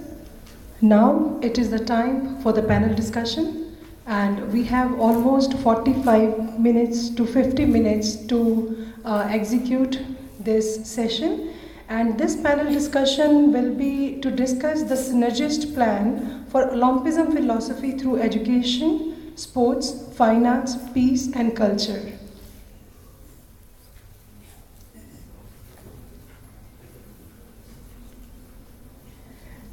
Indeed, a great effort on behalf of Dev Samaj College of Education and Department of Sports, Punjab University, to give one platform to multi-areas to think alike, to execute alike, to come with alike solutions. We are going to have a beautiful bouquet of the panelists, and they belongs to the different areas of their expertise. I would like to start by requesting Professor Alexis Laris from TIAS, Tsukuba University, Japan, and sir is the founder and president of Olympism for Humanity Alliance. Please give a big hand. I also request Professor Albandis from Democratic University of Thrace, Greece, to please come up on the dais. I also request Dr. Guido, the psychologist who has just delivered his lecture on mental skills, to please come up on the stage. I request Professor Pankaj Mala from the Department of Music, Punjab University, Chandigarh. Ma'am has enlightened the gathering yesterday in her workshop how the culture can spread humanity and fulfill the philosophy of Olympism.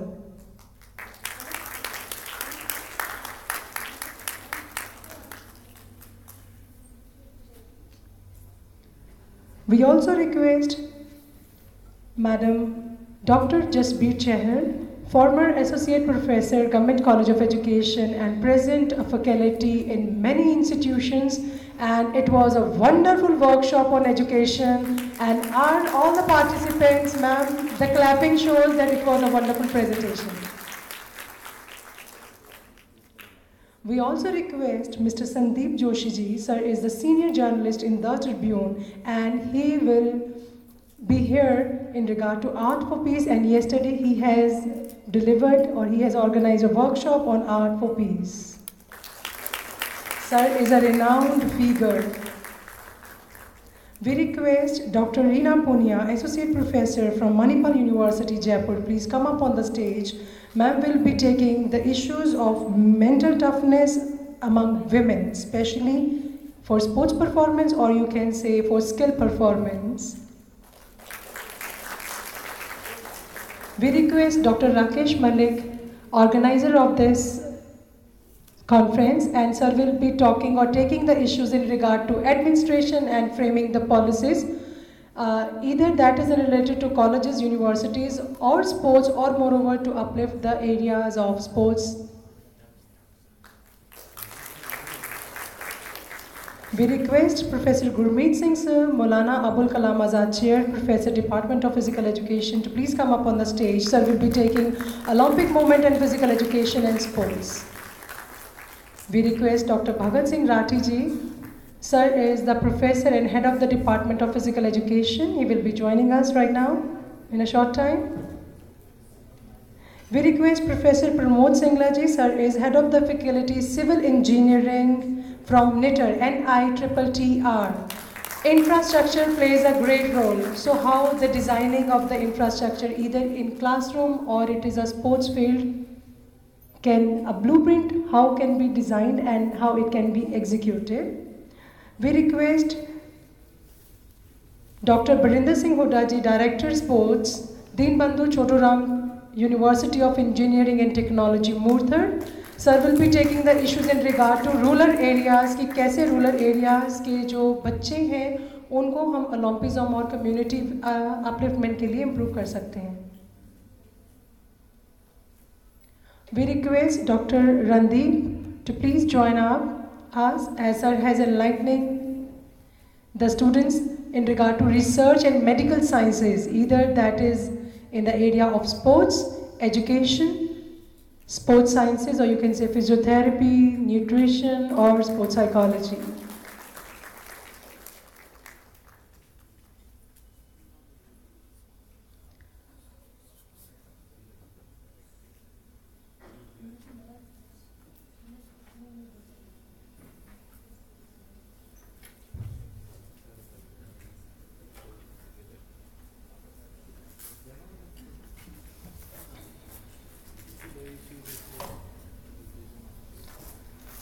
So as you all know that we are going with the international conference with the theme Olympism, Global Innovation Forum for Humanity and Sustainable Development from Ancient Olympia to India, Tokyo 2020 and beyond.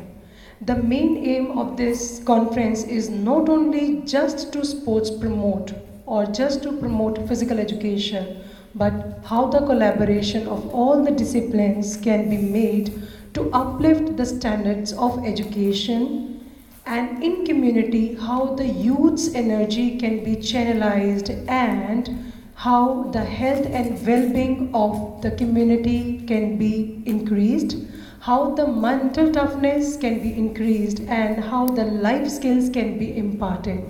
We are requesting the dignitaries to please take 3 minutes each, or 2 minutes, sorry sir, we have to cut down the time as we are running with shortage of the time and we have to organize the valedictory well in time. So we will be giving 2 minutes each to explain. मैं बताती रहूँगी कि कैसे कौन कौन सा area कर रहा है और वो अपना अपना बोलते रहेंगे. We are going to give a hand-free mic.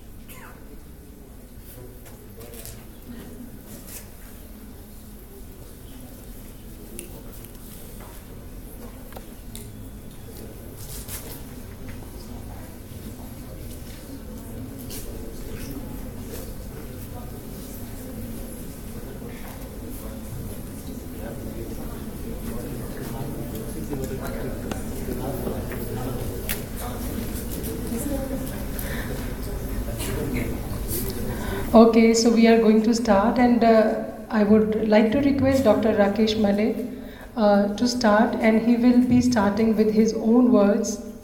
I request you, sir.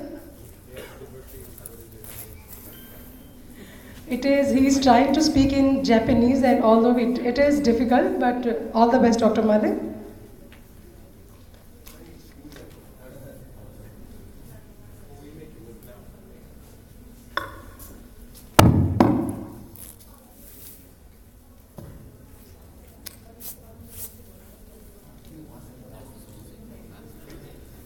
Good afternoon, everybody. First of all, I would like to thank to the organizers who has given an opportunity to conduct this international conference for the Olympism for Humanity, especially the chairpersons and the principal madam. As Alexis has given this opportunity to conduct this conference, the word is very difficult to pronounce, and the whole thing of this conference is based on this word. What is that? Is it what? Kala Gauras? Kalo Kagatiyas.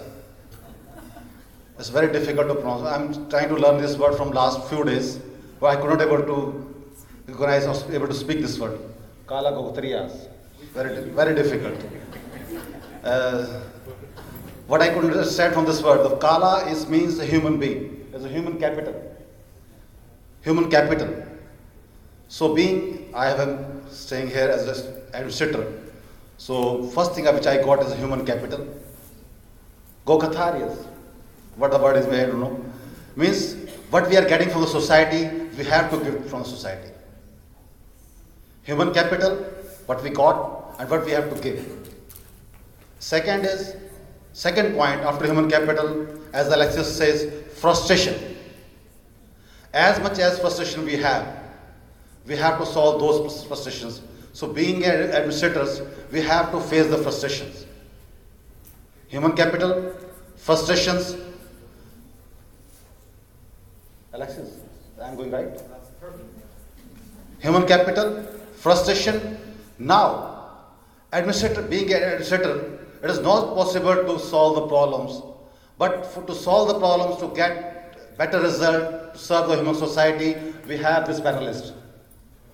So now the ball in the court of the panelist, whatever they will suggest. So being a sports administrator, I will try to inculcate all these things in our next action plan. So from my part of it, it's end. The ball in the court of the panelists. Please, proceed.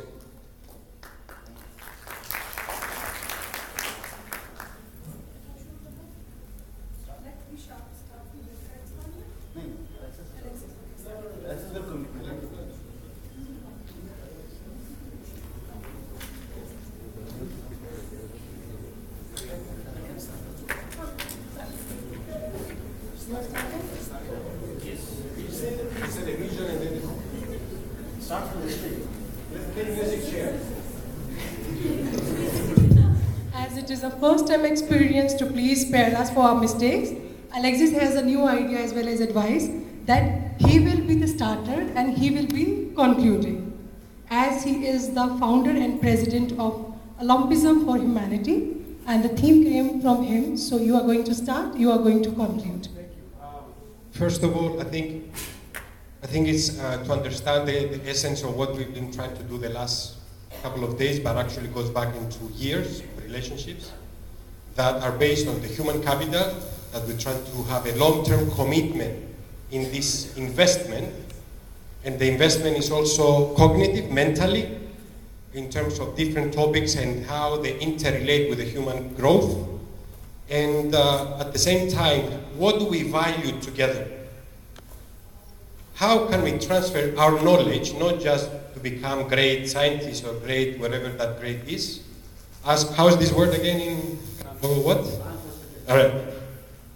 So how we combine, and that's part of the problem, how we create a new word that the good person, excellence, for excellence, the assumption that this excellence has to be applied in society. And applied in society for a purpose.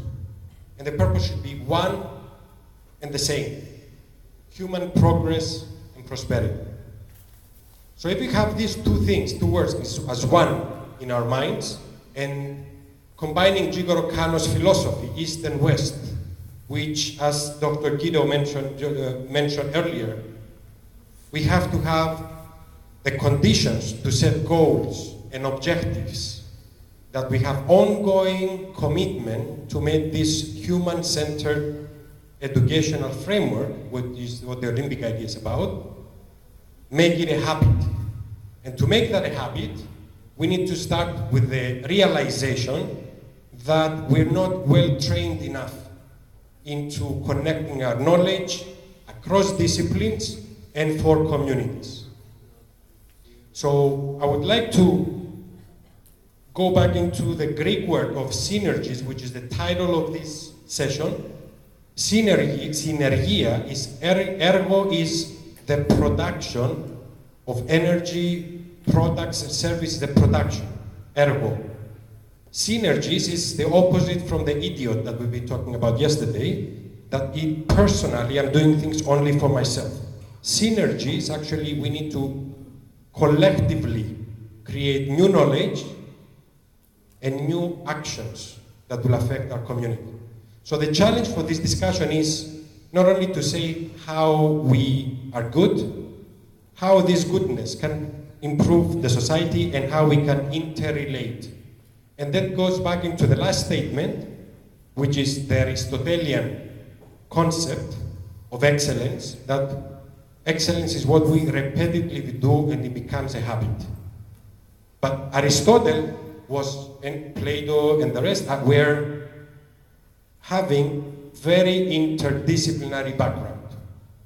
It was not just about sport, it was sport, education, culture, music, drama, philosophy, so the well-rounded education that we all need to, first of all, visualize and with small steps, make an action plan so that this becomes a habit. So I'd like to pass it on. Yes? Sure. Ball is in the court of chair, present there, we can inculcate all this thing in education philosophy. Thank you so much, Dr. Malik. Good afternoon, everybody. It's a difficult task to begin the discussion, if I'm permitted to say so. Well, time is 2 minutes, so I'll start headway. Education, I believe, as we have understood today in 21st century as industry, and industry for profit, I think first we have to create a disruption here. Though I am in for such a society where we are looking for disruption so that we can go in for construction, I think it's a trend which we need to rethink about, that we want to create disruptions so that we can enter the world of constructions. I am failing to understand this 360-degree turn in our philosophy. So education, true education, the one which actually is an accomplishing education, will never have any barriers. So let's break down those barriers which still exist, because as long as we do not nurture the wholesome personality, and that too for the making of the human, not making of the prophet, happiness will automatically flow in. I am of firm conviction that happiness will never elude us. Progress will never be away from us. We will never have to set the panels to measure as to whether we are progressing or not, only and only if the discipline of education can make a beginning to reach out to all the disciplines and nurture the personalities which are based on wholesome personality. And here I will stop just after giving an example of the definition of personality from the Vedanta, which believes that to nurture a human being, you need to nurture all the 5 aspects of personality. The Panch Kosh, that is starting from the body, which is Annamaya Kosh, moving on to the second Kosh, which is Pranamaya Kosh, which largely deals with not only our respiratory system, but with our emotions, and ultimately taking us to the emotional segment of the personality, that is Manomaya Kosh, and Vigyanmaya Kosh, that is knowledge, will automatically be generated, and which will lead us to the last Kosh, which is desire for everyone, bliss, that is Anandamaya Kosh. So I wish that we can reverse the order, we can remember our masters well. I don't think happiness can ever remain away from us if we nurture such an interdisciplinary, multidisciplinary, wholesome approach, and let education discipline make a sincere beginning for it. Thank you so much. Thank you very much, ma'am. बिल्कुल ठीक कहा ma'am ने, जो मनो आनंद कोश. But now I will be traveling towards Guido, psychologist, and who has enlightened us for mental training. So ये जो आनंदमय कोश है वो मनो आनंदमय कोश कैसे हो सकता है? Guido, it is for you. Yours time.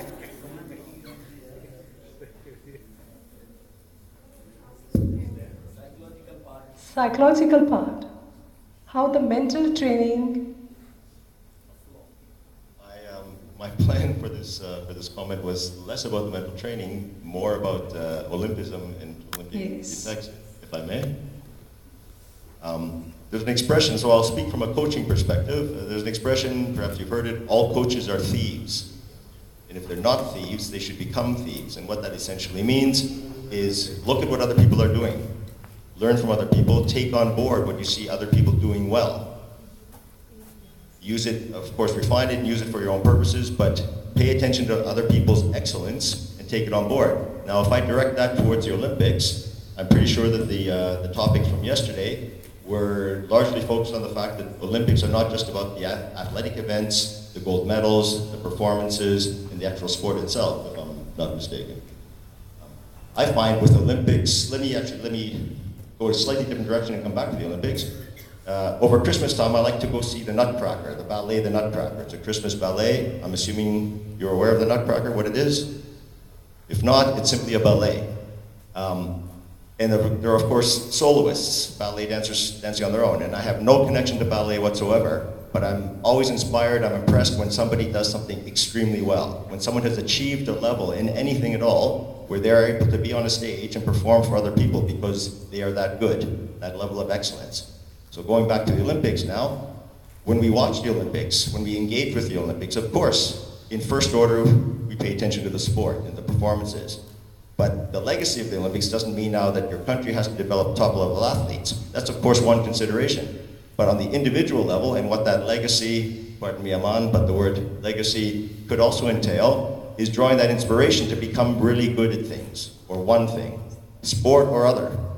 Drawing that inspiration from what other people do, being inspired by the time that they put in, the effort that they put in, the sacrifices they made, the commitment they had to become, if not top of the world, if not top of their nation, if not top of their province, just top of any parameters you want to define, or simply better than they were yesterday.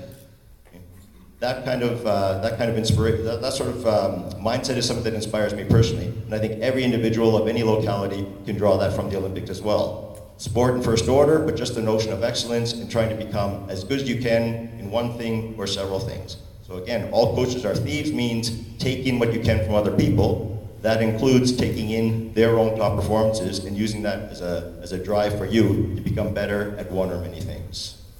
Thank you so much, Guido.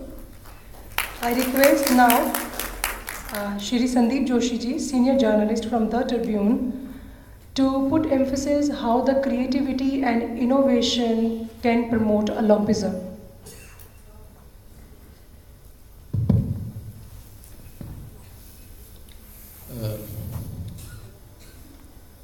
First of all, I would like to thank the management for inviting artists for this type of sports activity.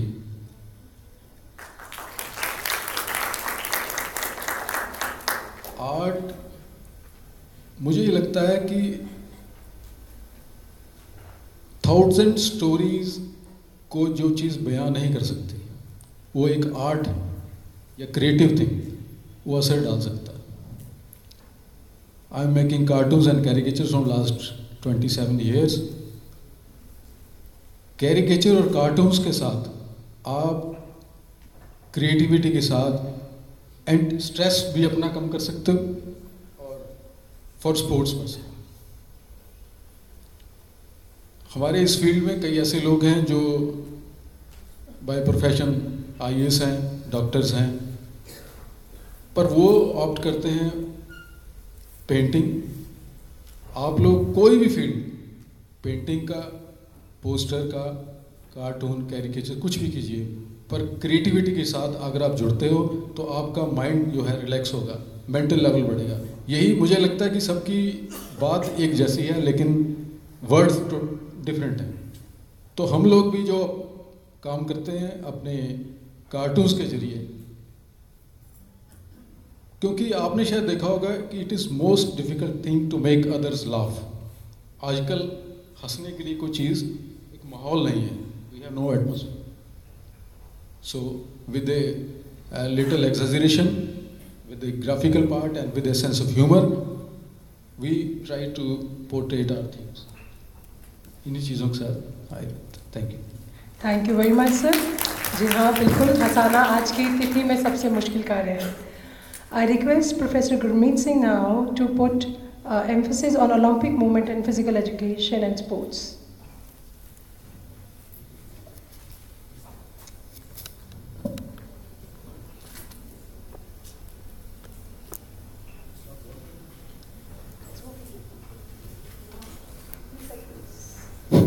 So thank you, Neeru, that giving me an opportunity to put my words in front of the audience.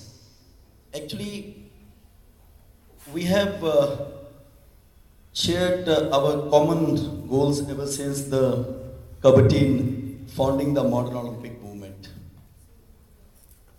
That of fostering the unity and peace through sports. Olympic Kabatin once write on his words, what he writes, "Oh sports, you are peace." What a wonderful line he wrote in the book, "Oh sports, you are peace."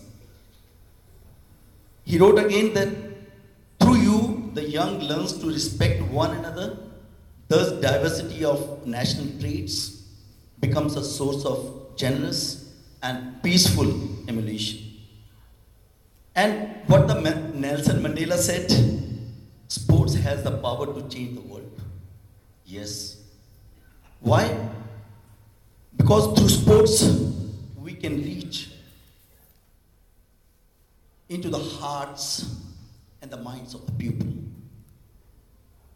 That's why physical education and through sports activities, we can reach in the hearts of the people. In that way, we can cover the whole community over there. And physical education, when we talk about Olympism and the general goal as a physical educationist, 5 or 6 points comes in my mind. That is, first one is mass participation, which is very important. Because it's give the opportunity for the sports and play to create what the Kabatin called the democracy of the youth. Yes, it is the democracy of the youth. And the sportsmanship, the fostering of the high standard of sportsmanship, that the Kabatin again said this, the new code of chivalry. Shishtita. Chivalry is Shishtita. It's a sportsmanship. And I add here the physical literacy. Being a physical educationist and a sports trainer or coaches, we must ensure that each and every child in our school or institute, wherever you work, must physically literate. What physical literacy means? That he or she can learn basically, he know effectively how to run, how to walk, how to jump and throw basically. Once we ensure that each and every child know how to run, how to walk, then in that way we can engage them in the sports activities and develop those qualities which the world wants, that through sports you can learn so many things. You can touch the hearts and the minds of the people.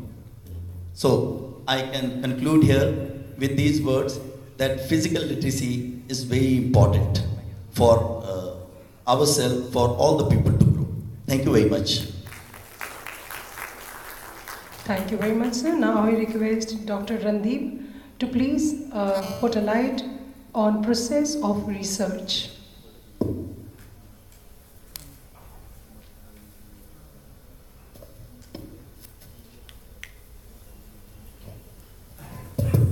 Thank you very much. Being a non-sport expert, being an outsider to the sports. Yeah, I'm an outsider, but being an outsider, I ask all the stupid questions, which are important to make people realize, oh, we didn't think about this, which is my job in the University of Sukuba, actually. So, as I said, introduced in my lecture, research is very important component of anything. It's a process. Olympics is a process. Olympism is a process. There are similarities where we can draw on that actually. It's a process. And the process has to be maintained by the researcher, by the student, by the teacher, and by the athletes. So in that context, it's very similar. So I would say that the students, especially the students who are here and for whom this symposium, this conference is actually meant to be, meant to educate, meant to share, is that you should really understand the research process and not leave it to chance. And in another context, Olympic or Paralympic or the Olympic movement is based on also other than arts, culture, humanity, is also based on science, scientific knowledge. And that is why sports science and medicine is a very critical field in our current system of physical education. Human high performance can be gauged, can be understood, and the athletes made to realize their full potential through scientific techniques, methodologies. Of course, they also involve coaching and other aspects. So human high performance is another key word which we should remember. And finally, as again mentioned in our TIAS program or the Sport for Tomorrow legacy program, anti-doping, which is also a science. Anti-doping, how do you educate people about doping? It's through research and education. So again, in the whole process, we really need to understand the research process and its application at every step. Thank you very much. Thank you very much, sir. I now request Dr. Pramod Singhlaji. Sir is a civil engineer and head of the faculty of NITR. How the sports infrastructure can promote the mission of Olympism? Thank you very much for providing me the opportunity to be one of the panelists here. The role of the engineers is in the background. You all appreciate the artist on the stage, but there are a whole lot of people who work in the background. And they're very, very important, especially in the area of sport. I myself coming from the sports background also. When Chandigarh was being designed, Le Corbusier was the designer who came from France. He studied the culture of the city to know how we live, what is the relationship between the husband and wife, the children and parents and all that. Accordingly, he made the plots and he recommended. As a civil engineer, I studied the master plan, and the whole construction of the house largely governed the culture of the house also. If you have separate rooms, you will rarely mingle with each other. I can create a house design where I can separate individuals living in the home. So every home fulfills the ambitions, the requirements, the culture of the system where we are living, and Le Corbusier studied very well. That is why he, in his own wisdom, designed the whole city plan that 8 marla, 200 square yards house are the maximum where you have more interactions with the family members and you live in a combined family.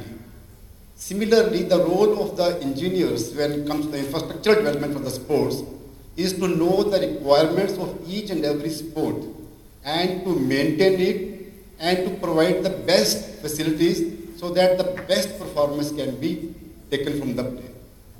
Coming from the rowing sport, myself, the golden rule with the umpiring, as an international umpire myself, the golden rule with the umpiring is let the best crew win the race and let there be no impartiality. The role of the engineers on the sports arena is to provide equal and the best opportunity for the best players to come and win the race and to get the requirements. This is number one. And number two, on the venue and off the venue. It is very important that you maintain the standards and the requirements on the venue, and you also provide the stay arrangements, the facilities, so that the players are in a comfortable zone to perform on the next day morning or next day whenever the events are.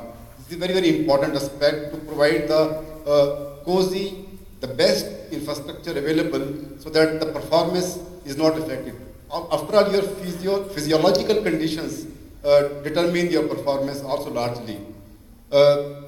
And one of the important things in this is that when we are on the practice, it's not on the venue of the performance, on the practice, the infrastructure for the practice should be which is facilitating the player to long-term play there. I was talking to the physiotherapist from Punjab University, Dr. Rakesh here, who was sitting in the front row here just now during the tea time, why we develop certain injuries in certain sports. For example, he was telling me in basketball, the players have a tendency to lose their knees because of not any other problem than the engineering problem that your grounds are not properly designed. If your grounds are not able to take the shock of your body properly, you can lose your knees permanently all your life.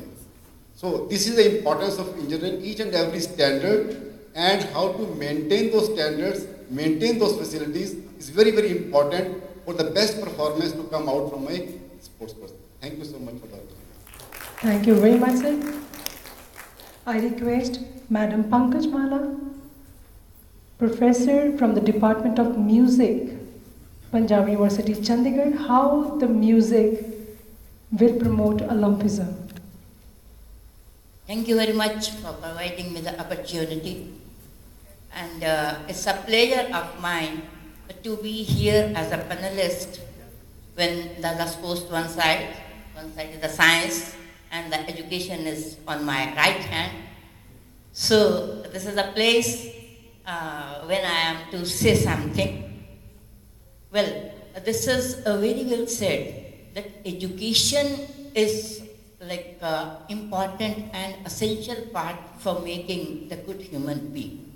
But the education we are taking, as the madam said, we are taking as a profession, as a business, like we are having the knowledge of a particular subject, and then we are related with the earning of it. This is not the meaning of the education. Meaning of the education is to get all over the personality development, which we call the useful for the humanity, for the society. So now, when I remember my subject, when I talk to my subject as a music, we started the Olympism with Olympics and the music all together. That was the time when the first game started. We have got the reference. I told yesterday also, it was the Vedic Yajna. So when the Vajpayee Yajna is there, Rajasuya Yajna is there, where the king is adorned, king is like to be recognized that he is the king. So there is a Yajna. So in that Yajna, there is a chariot race. The 17 chariots are there, and all the chariots, there one rider is on one chariot, and with the 17 of the drums, we call it Bhumi Dundubi. So all the Dundubis, Bhumi Dundubis, all the drums, 17 drums in number, they are set on a ground, and the playing the 17 numbers, and we start playing the number of this drums, and the chariots, they start moving. It's a race, it's a chariot race. And there's a playground. It's not a playground, it's an open ground of the Yajna Vedi. And then there's a finishing line. Every chariot has to come to the finishing line. And when it comes to the finishing line, so we can say the fixing, or we can say the humanity. So all the 16 has a step behind. So the king's chariot, who is to be recognized as a king, his chariot should be the number one chariot. He should win the race. So that was the spirit of the Olympics and the Olympism. We started with that, was the Vedic time. So this was the first ever reference we get for the games we started. So then we started with the spirit. It is the spirit for the well-being of all the society. So king is there. He has come through the race with the accompaniment of the instruments, and for the betterment of the all social the society and all the human beings. They should all develop. So no question who is the carpenter, no question who is a singer, no question who is a farmer, no question who is a cobbler. But everyone is in the society doing individual, the performing individual activity. But collectively, they are all good human beings. So this is the need of today, which my Japanese friend, they have started. When I been to Japan, it is not only in their saying, I have realized the level of humanity in Kyoto University, in the other universities of the Japan where I have visited for international conferences. So now the need of the day is how the music can help. But with the subject music is a socio-academic or socio-cultural subject.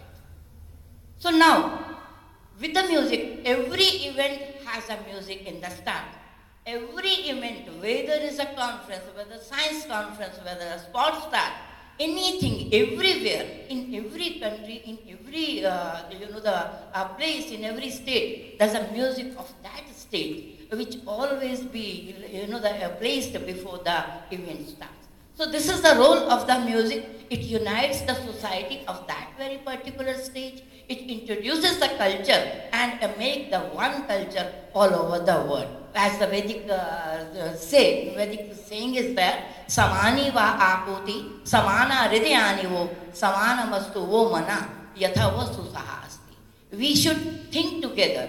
We should make the aims, same aims we should have. We should have the same directions of actions. We should have the same well-being for the society. Yatha vasuha susahaste. So how we can live together as we sit in the music classroom. We all concentrate on one word very particular. So tabla player is accompanying his own thing. The accompanist is doing his own thing. The singer is doing his own thing. But the harmony is maintained through the music.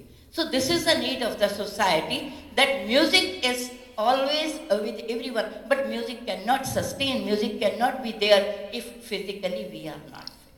We need the sports, we need the physical exercises, we need the physical activities. So then again, the other part, what the Guido has said, the mental part of it, if we are not focused on the swara, if we have not focused on the composition, if we are not aware of the team activity, we cannot perform the music.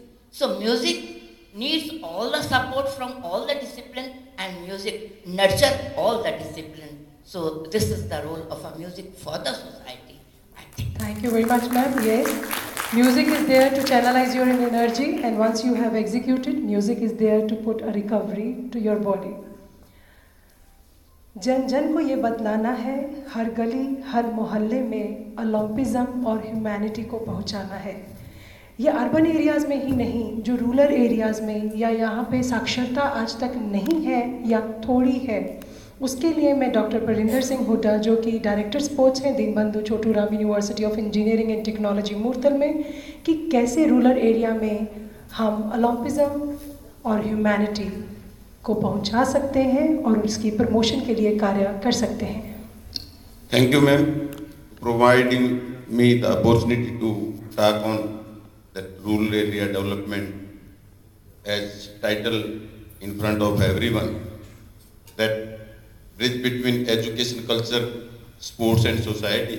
If we are talking about society, the rural society has having the material in hand for maximum in numbers, and until unless that is not being aware, because they are having the not equal potential, they are having the more potential to be a good human being.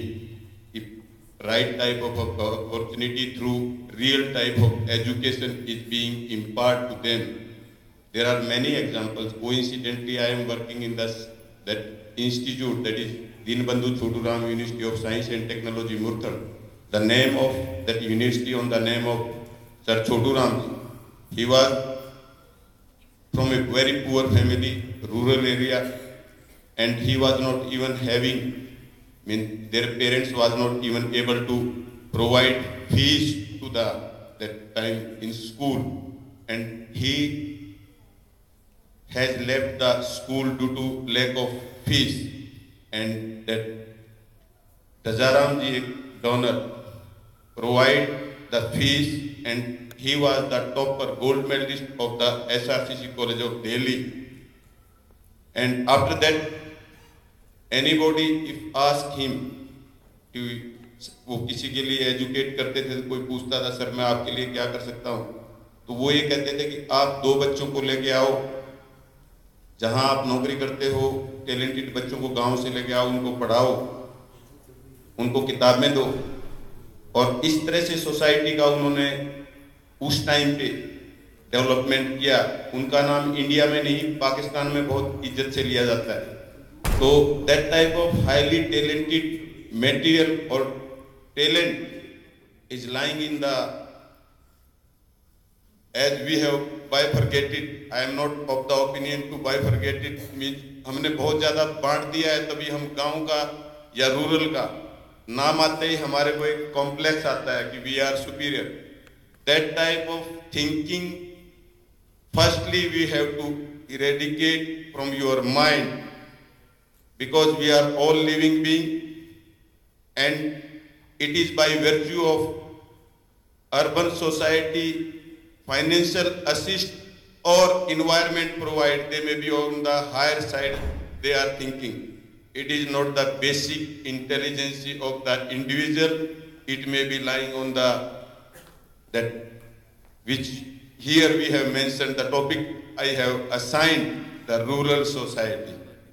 So this bifurcations in urban as well as in rural is itself is indicating that we must improve upon it, and the other nomenclatures to make the bridge between rural and the urban society need to be. Another examples of time is less only, I will take 15 seconds. APJ Abdul Kalam is the example. If right type of opportunity at right time given to a right person, that will give laurel to the society, give laurel to the humanity, and that will be a right type of aim fulfilling the title given by ourselves for this workshop. Thank you so very much. बिल्कुल सही, ये tag नहीं होना चाहिए कि कौन interior से है कौन अर्बन एरिया से है, और इसमें सर जैसे आपने बोला कि right type of opportunity and right type of time और एजुकेशन, तो इसमें मैं कहूँगी कि teacher right type of education and talent identification. Yes, तो हम जब वोट डालते हैं तो उस टाइम इस बात का ध्यान रखें कि अगर अपॉर्चुनिटी गलत बंदे को दे दी, that will be a hamper to the society. और सर हम लोग यहाँ पे सब ऑलमोस्ट शिक्षक हैं, एजुकेशनिस्ट हैं, तो ये मैं बोलना चाहूँगी कि टीचर का रोल बहुत बड़ा है. तो हर बच्चे की ओर से जो मैंने खुद अपने शब्दों में लिखा है कि मेरे जीवन की माला का हर मोती सर्वव्यापक है, शब्दों में बयान नहीं हो सकता, वो मेरा अध्यापक है. छुपा हुनर था कुछ मेरे में, छुपा हुनर था कुछ मेरे में, टैलेंट आइडेंटिफिकेशन. छुपा हुनर था कुछ मेरे में, क्या खूब उन्होंने पहचाना था, पढ़ने के साथ क्या करना है मुझे, खूब उन्होंने सिखलाना था. देखो दोनों के कर्मों ने कितना मुझे सिखला दिया, पढ़ने पढ़ाने की क्रिया ने मुझे खुद को अध्यापक बना दिया, मुझे खुद को अध्यापक बना दिया. मेरे जहन में जो है छाप, मेरे जहन में जो है छाप, मेरे अध्यापक वो हैं आप, आपको मेरा शत शत प्रणाम, आपको मेरा शत शत प्रणाम. वो अध्यापक हमारे माता पिता हैं, वो अध्यापक हमारे टीचर्स हैं, और वो अध्यापक हमारे बच्चे हैं, जो हर टाइम जो आज करंट सोसाइटी में चल रहा है बेटे, वो हम आपसे सीखते हैं. Thank you so much. Now I request Madam Dr. Reena Punia, Associate Professor from Manipal University, Jaipur. Ma'am बहुत थोड़े शब्दों में बहुत ज़्यादा बोल दीजिए. Ma'am will be training mental toughness, especially women participants के लिए. First of all, I would like to congratulate to organizers to organize a wonderful event for humanities and society. Sports psychology have an important role to produce the sports persons, because no teacher can teach, but teacher can create the thought of teaching. The willingness of the each and everyone will be help us to decide our goals. Mental toughness is the ability to achieve the goals in challenging situation. The living example of the Arunima Sinha, maybe you heard about her. Arunima Sinha lost her leg in 2011, and 2013 she was top on the world, and she was submit his world climb. And another example of the Michael Jordan, basketball player, may be heard about him. He was not selected for the high school team, but he was never give up.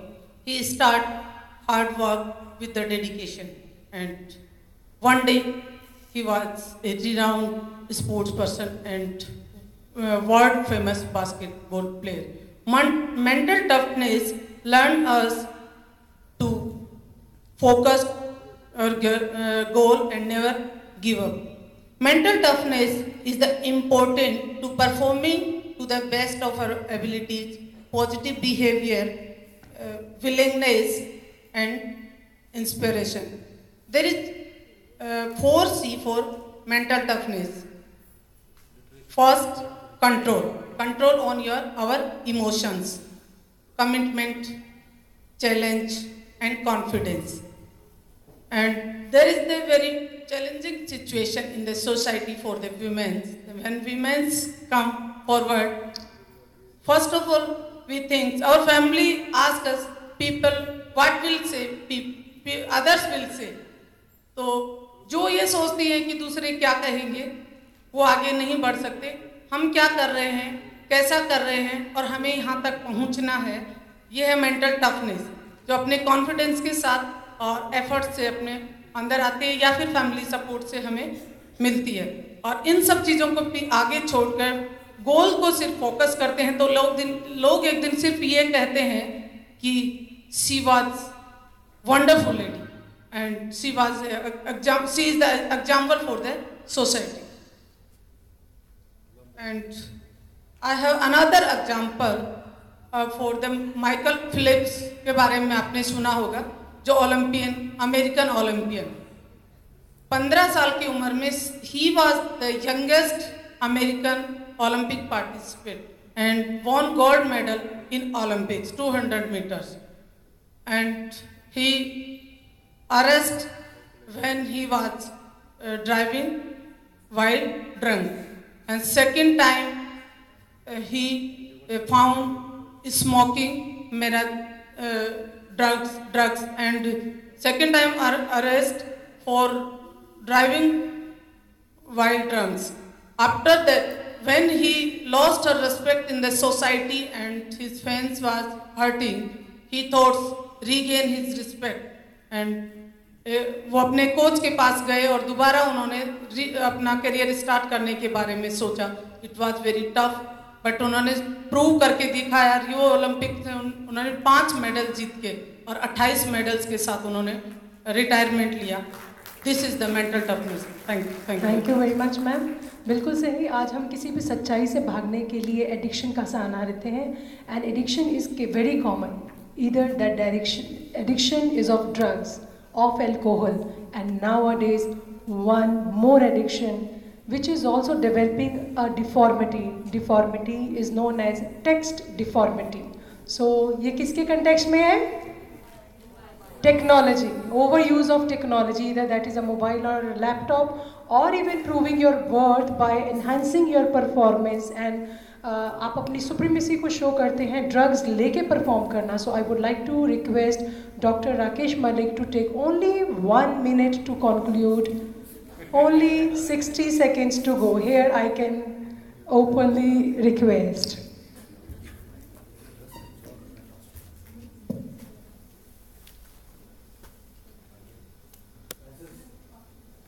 Excuse me, Alexis. I'm going to speak in Hindi because it's a matter which is that related with my friends. Takasi, you have asked one question: why the Indians are different from the Japanese? Indians. I've discussing this aspect last so many times. Student volunteer Romila is here. We request Diksha to manage, please. Takasi, you told us that Japanese are very disciplined. You have rightly said these words. Because while traveling to Rewari, I have discussed with Alexis the difference between the Indians and Japanese. He said one quotation to me that Japanese never concentrate on new innovations. they're more concerned about the present innovations and to improve those innovations. I think I'm right? Yeah. Yes. Basically, जो हमारे भाई लोग different countries से आए हैं, मुझे लगता नहीं कि भी अभी तक शायद हम उसको पूरा अंडरस्टैंड कर सकें कि वो क्या करना चाहते हैं. क्योंकि जब मैं कॉन्फ्रेंस लेके इस कॉलेज में भी आया था, तभी भी यही प्रॉब्लम थी कि ये करना क्या चाहते हैं. लेकिन क्यों? क्योंकि जब तक आपको आइडिया क्लियर नहीं होगा, आपको फ्रस्ट्रेशंस नहीं होंगे. Alexis, when I came to this college, they are still unclear what we want to do basically. So you ask me whether I should confuse them more or I should clear this more. So here with few words, I want to just clarify the things which is going to be organized to clear the concept of Alexis Olympism. Basically, बेटा इनका सिर्फ concept ये है कि जो आप सारा कुछ यहाँ सुनोगे, उसमें अभी तक सिर्फ हमने 5% ग्रिप किया है. क्योंकि चाहते वो हैं आपके अंदर फ्रस्ट्रेशन डेवलप करना. क्योंकि वो फ्रस्ट्रेशन ये नहीं जब सोचते हैं, फ्रस्ट्रेशन जो आपके दिमाग को क्लिक करे कि हमें मानवता डेवलप कैसे करनी है. They believe in applied sociology. Research scientist, musician, mathematicians, role area, musician, physical, हम भी स्पोर्ट्स वाले भी अपनी अपनी बीन बजा रहे हैं. We all flowing their own flute. But what we जो मल्टीपल एस्पेक्ट्स जो कॉन्फ्रेंसेस है ना, उसका बेसिक पर्पस ये है कि टू उसको इनकलकेट करना. Why we are one question asked by Olympus to me, why the India is pure country? I replied him, the India is not a poor country. The basic problem is the management of the aspects of the resources. I think from last few days you have very well recognized this thing. India is not a poor country. The problem is the management, the problem with the governance. So we will try to make all these things and try to make all the different aspects into one platform and try to develop the humanity in an applied sociology manner. So with these words, thank you very much. It's over from my point. Thank you. Drugs, no drugs. We want to save the human beings. Thank you. Yes, definitely. When the proposal came to us, the whole faculty was in a thought, what will be the action? And here we are in right direction where we are going to have the qualitative solutions out of this confusion. And now I request Professor Albendis from Democratic University of Thrace, Greece, to put some light on Olympism and humanity. He is basically a historian. Thank you very much.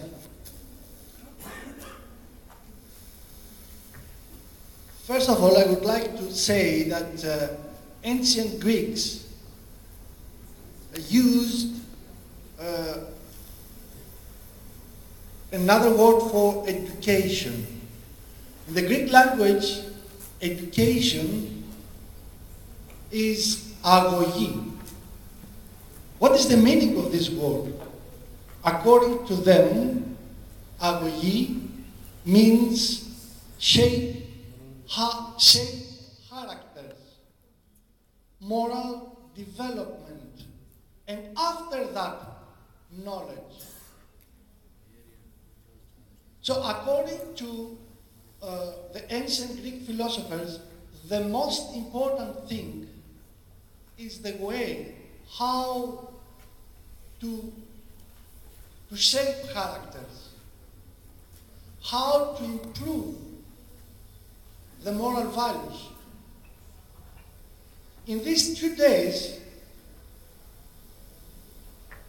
one question aroused: can we use play, physical education, sports, or games in order to improve mutual understanding, moral development, or social awareness?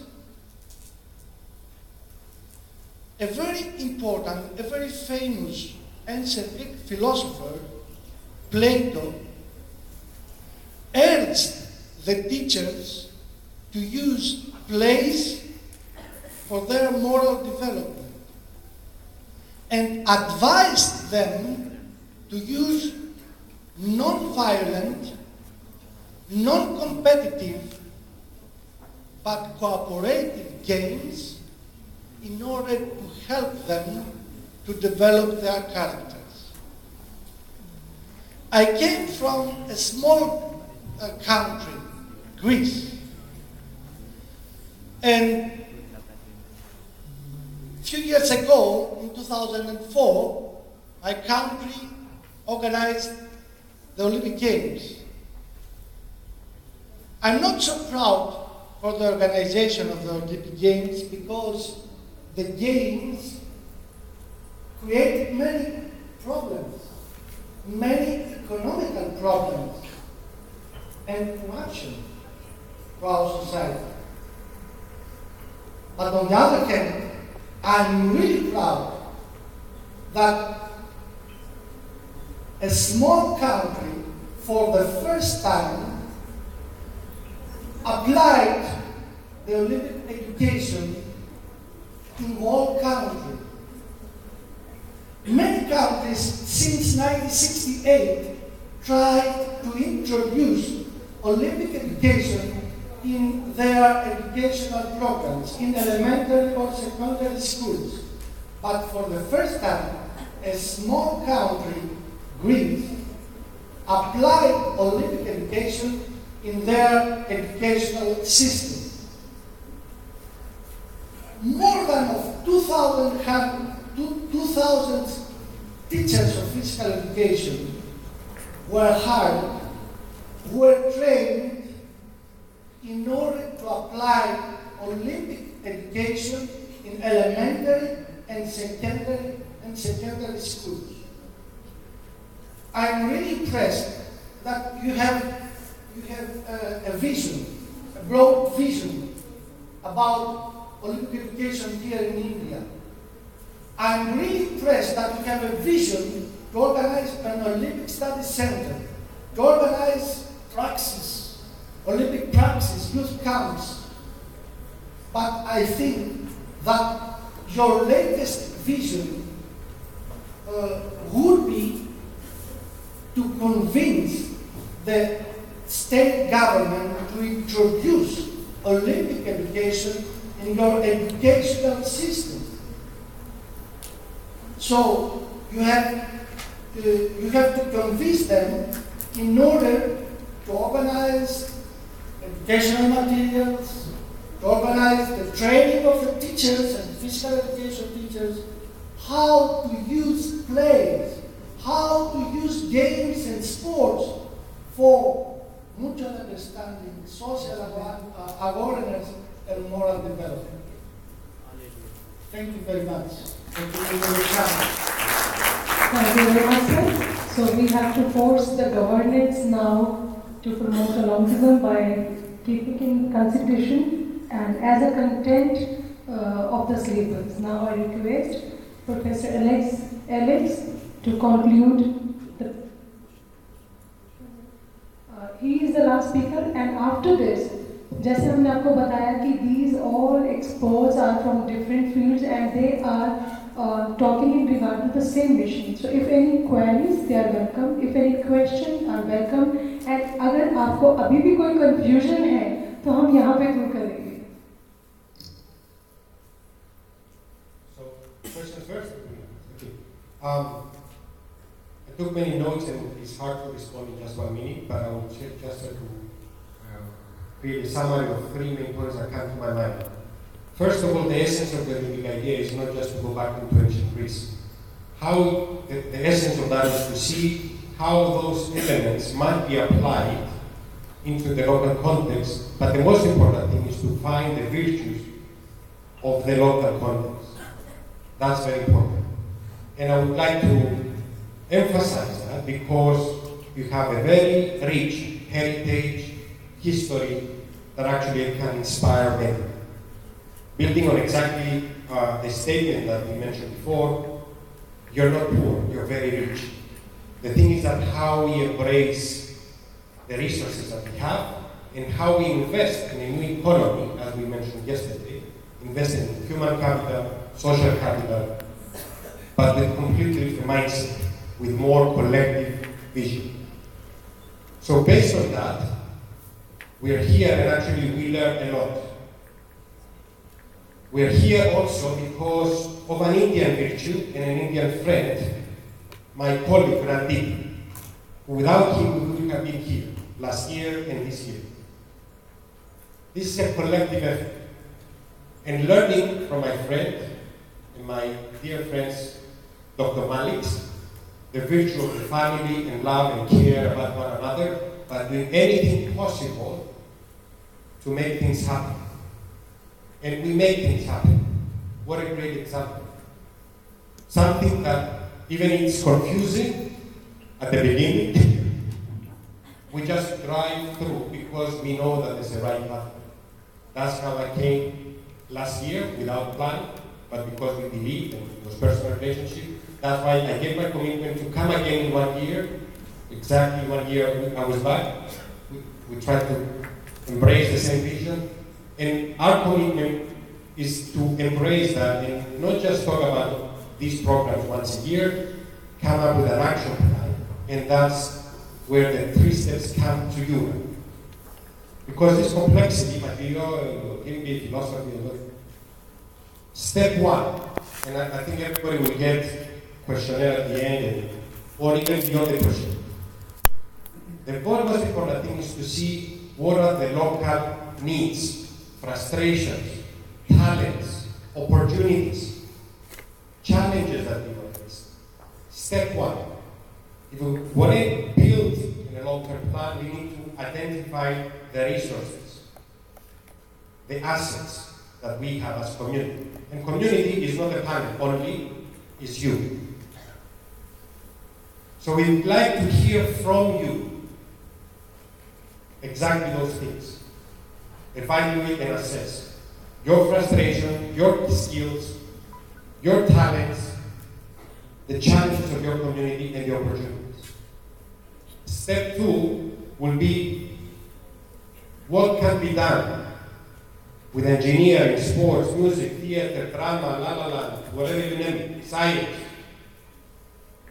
to actually improve human condition and resolve the challenges that you identify. Simple things. And the first step is very simple. So the first is the vision. After that is do things. Take action. I just try to bring back into your memory the slide that I had, a vision without a plan is daydreaming, but a plan without a vision can become a nightmare.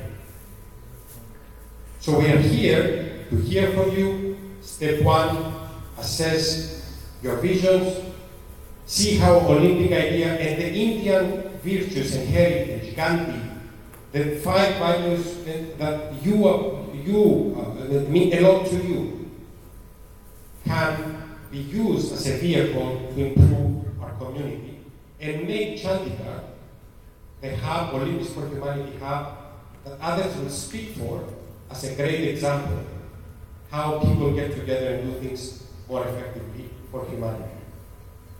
The last point I would like to make, exactly talking about the power of play.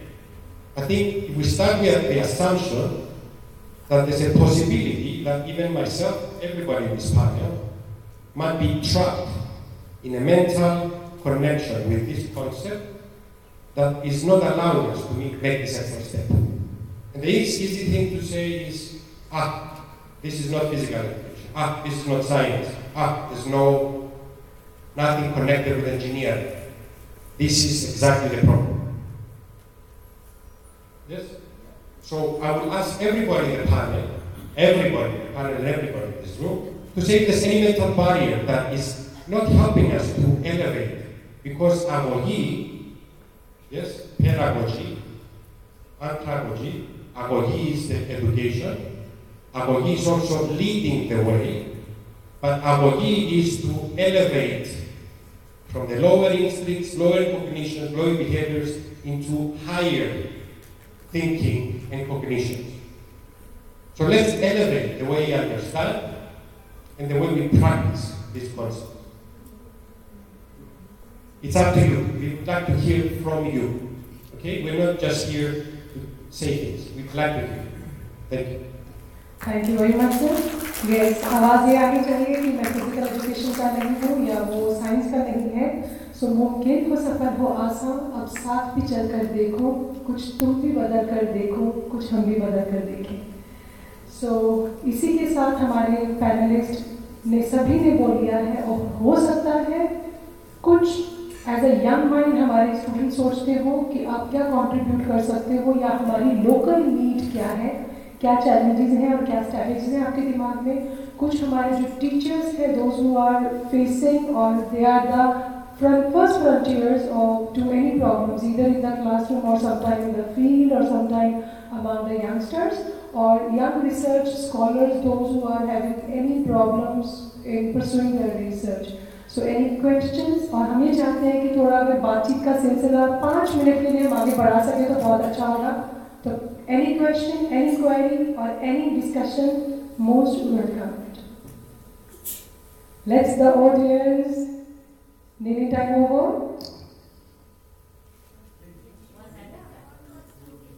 I request Romina and Shubli, yes, it's a question. Madam Anjulata, she's at the department MCM College, Chandigarh.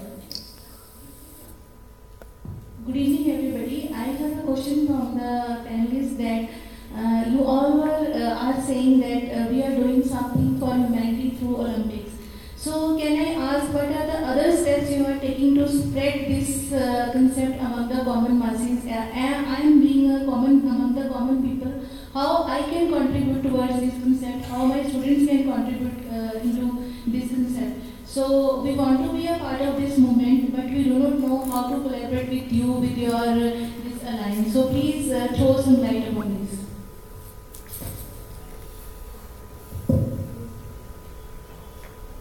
Still confused. I like confusion. So, more questions. I am not confused. Actually, I am excited about how to join. I know. I'm just trying to be funny, but I'm not that. So, personally, being involved in these concepts as a child, it was always a la la land as a dream that I could never reach. And I was always engaged with sport and other activities. That's chapter 1. Chapter 2 was, in order to achieve this, we need to go back to universities. Because if we start with the assumption that the way we all understand what the Olympic La La Land is about is so irrelevant, we need to go back into universities to do more research, teaching, events like this, to bring people together from diverse communities and have ongoing commitment in this understanding, but also this interest. And this interest to be translated in actions. So over the last couple of years, actually, at TIAS, we've been on the road, on the air actually, trying to build a network with universities, but universities playing a role of a catalyst in local communities. A university like the college that we're here, that is attracting very diverse community, stakeholders, sport, coaches, athletes, Olympians, policymakers, school teachers, and people that care, volunteers, to take action here and now. So in order to, how to take action, more specifically and very simply said, the step to do that is to get your thoughts, frustrations, your perceptions, understanding about the local needs and how these vehicles can be used to address the local needs and challenges. And we will follow up with more meetings like this one, more gatherings, with more workshops that we will give space to you to see how we can embrace the local creativity, passion, and frustration into where you are.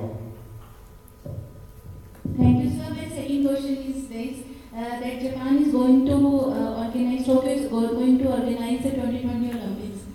So UNO has done an agreement that all Olympic Games will be environment friendly and Go Green Olympics will be there. So anything can you tell us about how Tokyo is going to hold these games like an environment friendly event? As your country is going to be the host for 2020 Olympics, and how environmental friendly organization will take place? What steps have been taken? What are your steps to organize these games to be environment friendly? That's a very good question, and maybe I'll ask that question to also think about it.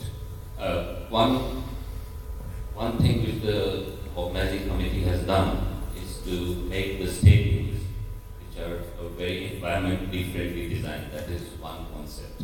And for example, the other thing that the government is doing in collaboration with the companies like Toyota is to make vehicles which are electric. And they're already running those electric vehicles in at least Tokyo. So it's a concept. It's not only just for the Olympics. Once Japan does that for Tokyo 2020, it will spread around the country. That is the aim. With the buildings, construction, it's environmental friendly. They're using wood-based material as per as the latest design. If I'm wrong, Vasudha can help me out. But that is the one thing they're really doing. And the other is the technology, which they're trying to really improve. Takashi and Aman want to contribute. What I'd like to say is that it's primarily when you talk about sustainability, green is one part of it, and it's something that has been happening over many Olympic Games. Coming to Tokyo specifically, one of the things which you might find interesting, what sir, who's an engineer might also know, is one of the focuses of the IOC now is to ensure that no new infrastructure is built as part of the legacy and to keep costs under control. Most of the venues that are going to be used in Tokyo 2020 are existing venues. That means there haven't been new stadiums which have been constructed. What Randeep mentioned about the electric car, that's something that is also going on. Like I said, there's no one thing. There are a bunch of things which are happening together. The temporary facilities renovatable stadium capacity. So you don't have stadiums with 50,000 capacities. You have stadiums with smaller capacities, which can have temporarily be increased to accommodate more people. So what this does is doesn't leave the so-called white elephants after the event. And the other important thing is all the facilities have legacy plans. So the organizing committee knows today what the facility which is going to be hosting the boxing tournament in Tokyo 2020, what it will be used for after the Olympics. So they have tie-ups with the local municipalities, they have tie-ups with the different governments where each game is going to be held, so the location. So they know that whether this particular facility is going to become a community sports hall, they know whether this facility is going to be used for different sort of aspects. That's a few of the things that they're doing. Of course, there's a huge list which take a lot of time to go into, but these are some of the things that Japan is doing, and that's any host country now is expected to do by the IOC to keep the environment sustainability in question. What a beautiful reply, and what a beautiful answer. Any other question? Yes.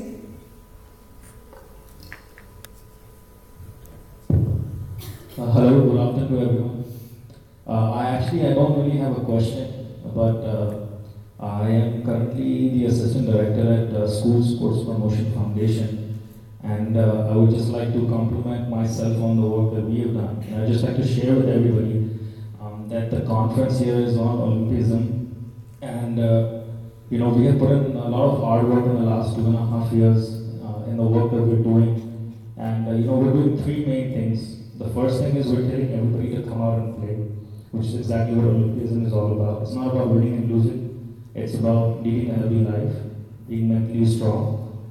Secondly, we have just recently will be signing an MOU with the Indian Peer Group Team Association, in where we will be spreading Olympic education to more than 5,000 schools, and this will be happening as on April 2018. So this entire movement that's going to be happening will be the first organization to be starting it. So I hope everybody will come forward and have a look at what SSPF does and come forward and join the movement. And thirdly, we'll be training coaches. These are PT teachers who are going to be situated in schools all across the country, and we will be teaching them what exactly is Olympic education, and we hope that they'll be spreading that message across in their schools. And I'm sure that the work that the university is doing, TIAS, and I'm sure that there will be several fruitful collaborations that we'll be having in the future. That is all I have to say. Thank you so much. Great conference. One question only. Anyone other? Anyone else? Okay. Yes.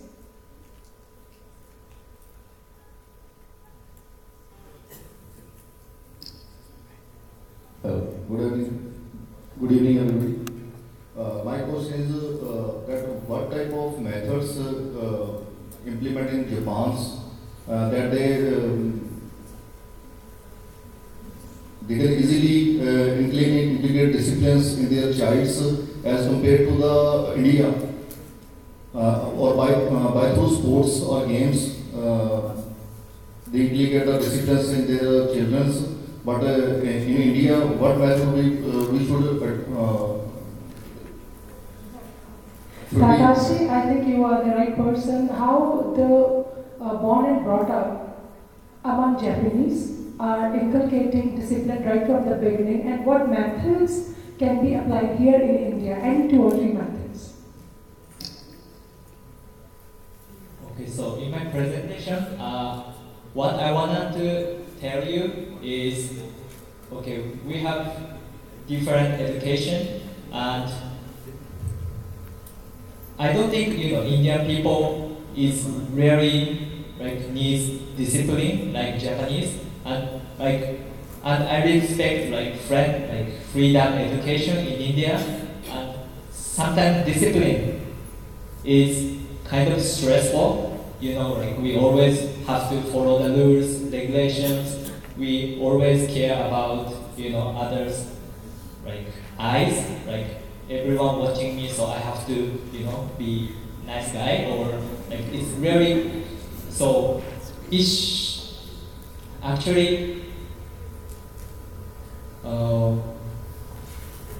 that your question is what I want to ask you, right? What kind of education is required in India?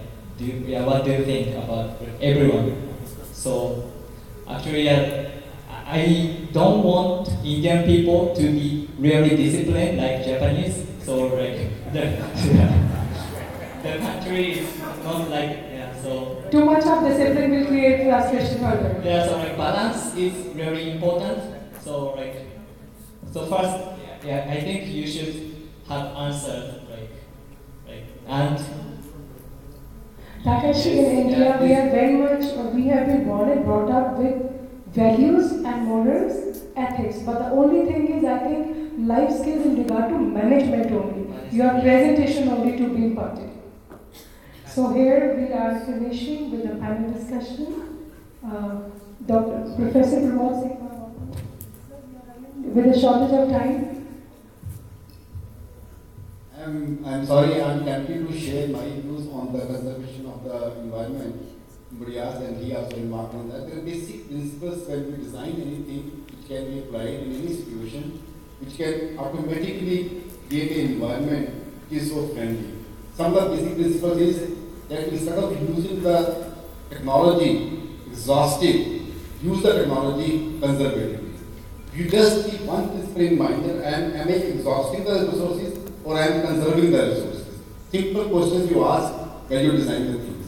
Second thing is, 2 major things which contribute to the pollution or to the environmental degradation is consumption of energy and how you dispose of the waste at the venues and any other place also. If you have consideration about these 2 things, that how you can conserve the energy or the sources of energy can be renewable, then that can be saving the environment. Second important principle is waste. The so-called waste from the human beings can also be a source of energy. And we have done so many experiments in India, in Punjab itself, where the waste have been used for the conservation of the energy. Thank you so much. Thank you very much, sir. Thank you very much. I request Madam Principal, Dr. Agnes Dhillon, to present small token of love. जैसा कि हम सबने बताया, we are here spreading humanity through sports. So the color is white, that refers to peace. And these t-shirts have been sponsored by Sports Promotion Board India, and we are again environment friendly, and we are saving our resources as well. We are saving the economy, but we are spreading the peace, we are spreading the happiness, we are promoting health and wellness. Our Madam Principal, Dr. Agnes Dhillon, will be presenting small token of love to the panelists. Dr. Brinda Singh Hoda, sir is Director in Deep Bandhu Choturam University Engineering and Technology. Professor Pramod Singla, Head of the Faculty, Civil Engineers and IEEER. Professor Gurmeet Singh, sir is Hari. Madam Reena Punia from Manipal University, Madam Jasbir Kaur Chahal, Dr. Professor Pankaj Mala from Punjab University Department of Music, Dr. Guido, psychologist and mastery over skills, Professor Almendaris, the spine from Japan, Dr. Alexis, Shri Sandeep Ji, renowned artist from the Tribune, Dr. Randeep from Chias, Japan, and the co-organizer Dr. Rakesh Malik from Department of Sports, Punjab University, Chandigarh. Thank you very much, ma'am. Now we are dispersing for the lunch, and the time schedule will be exact 30 minutes. After that there will be paper presentation, and we have different venues. Venue 1 will be the seminar hall ITC upstairs.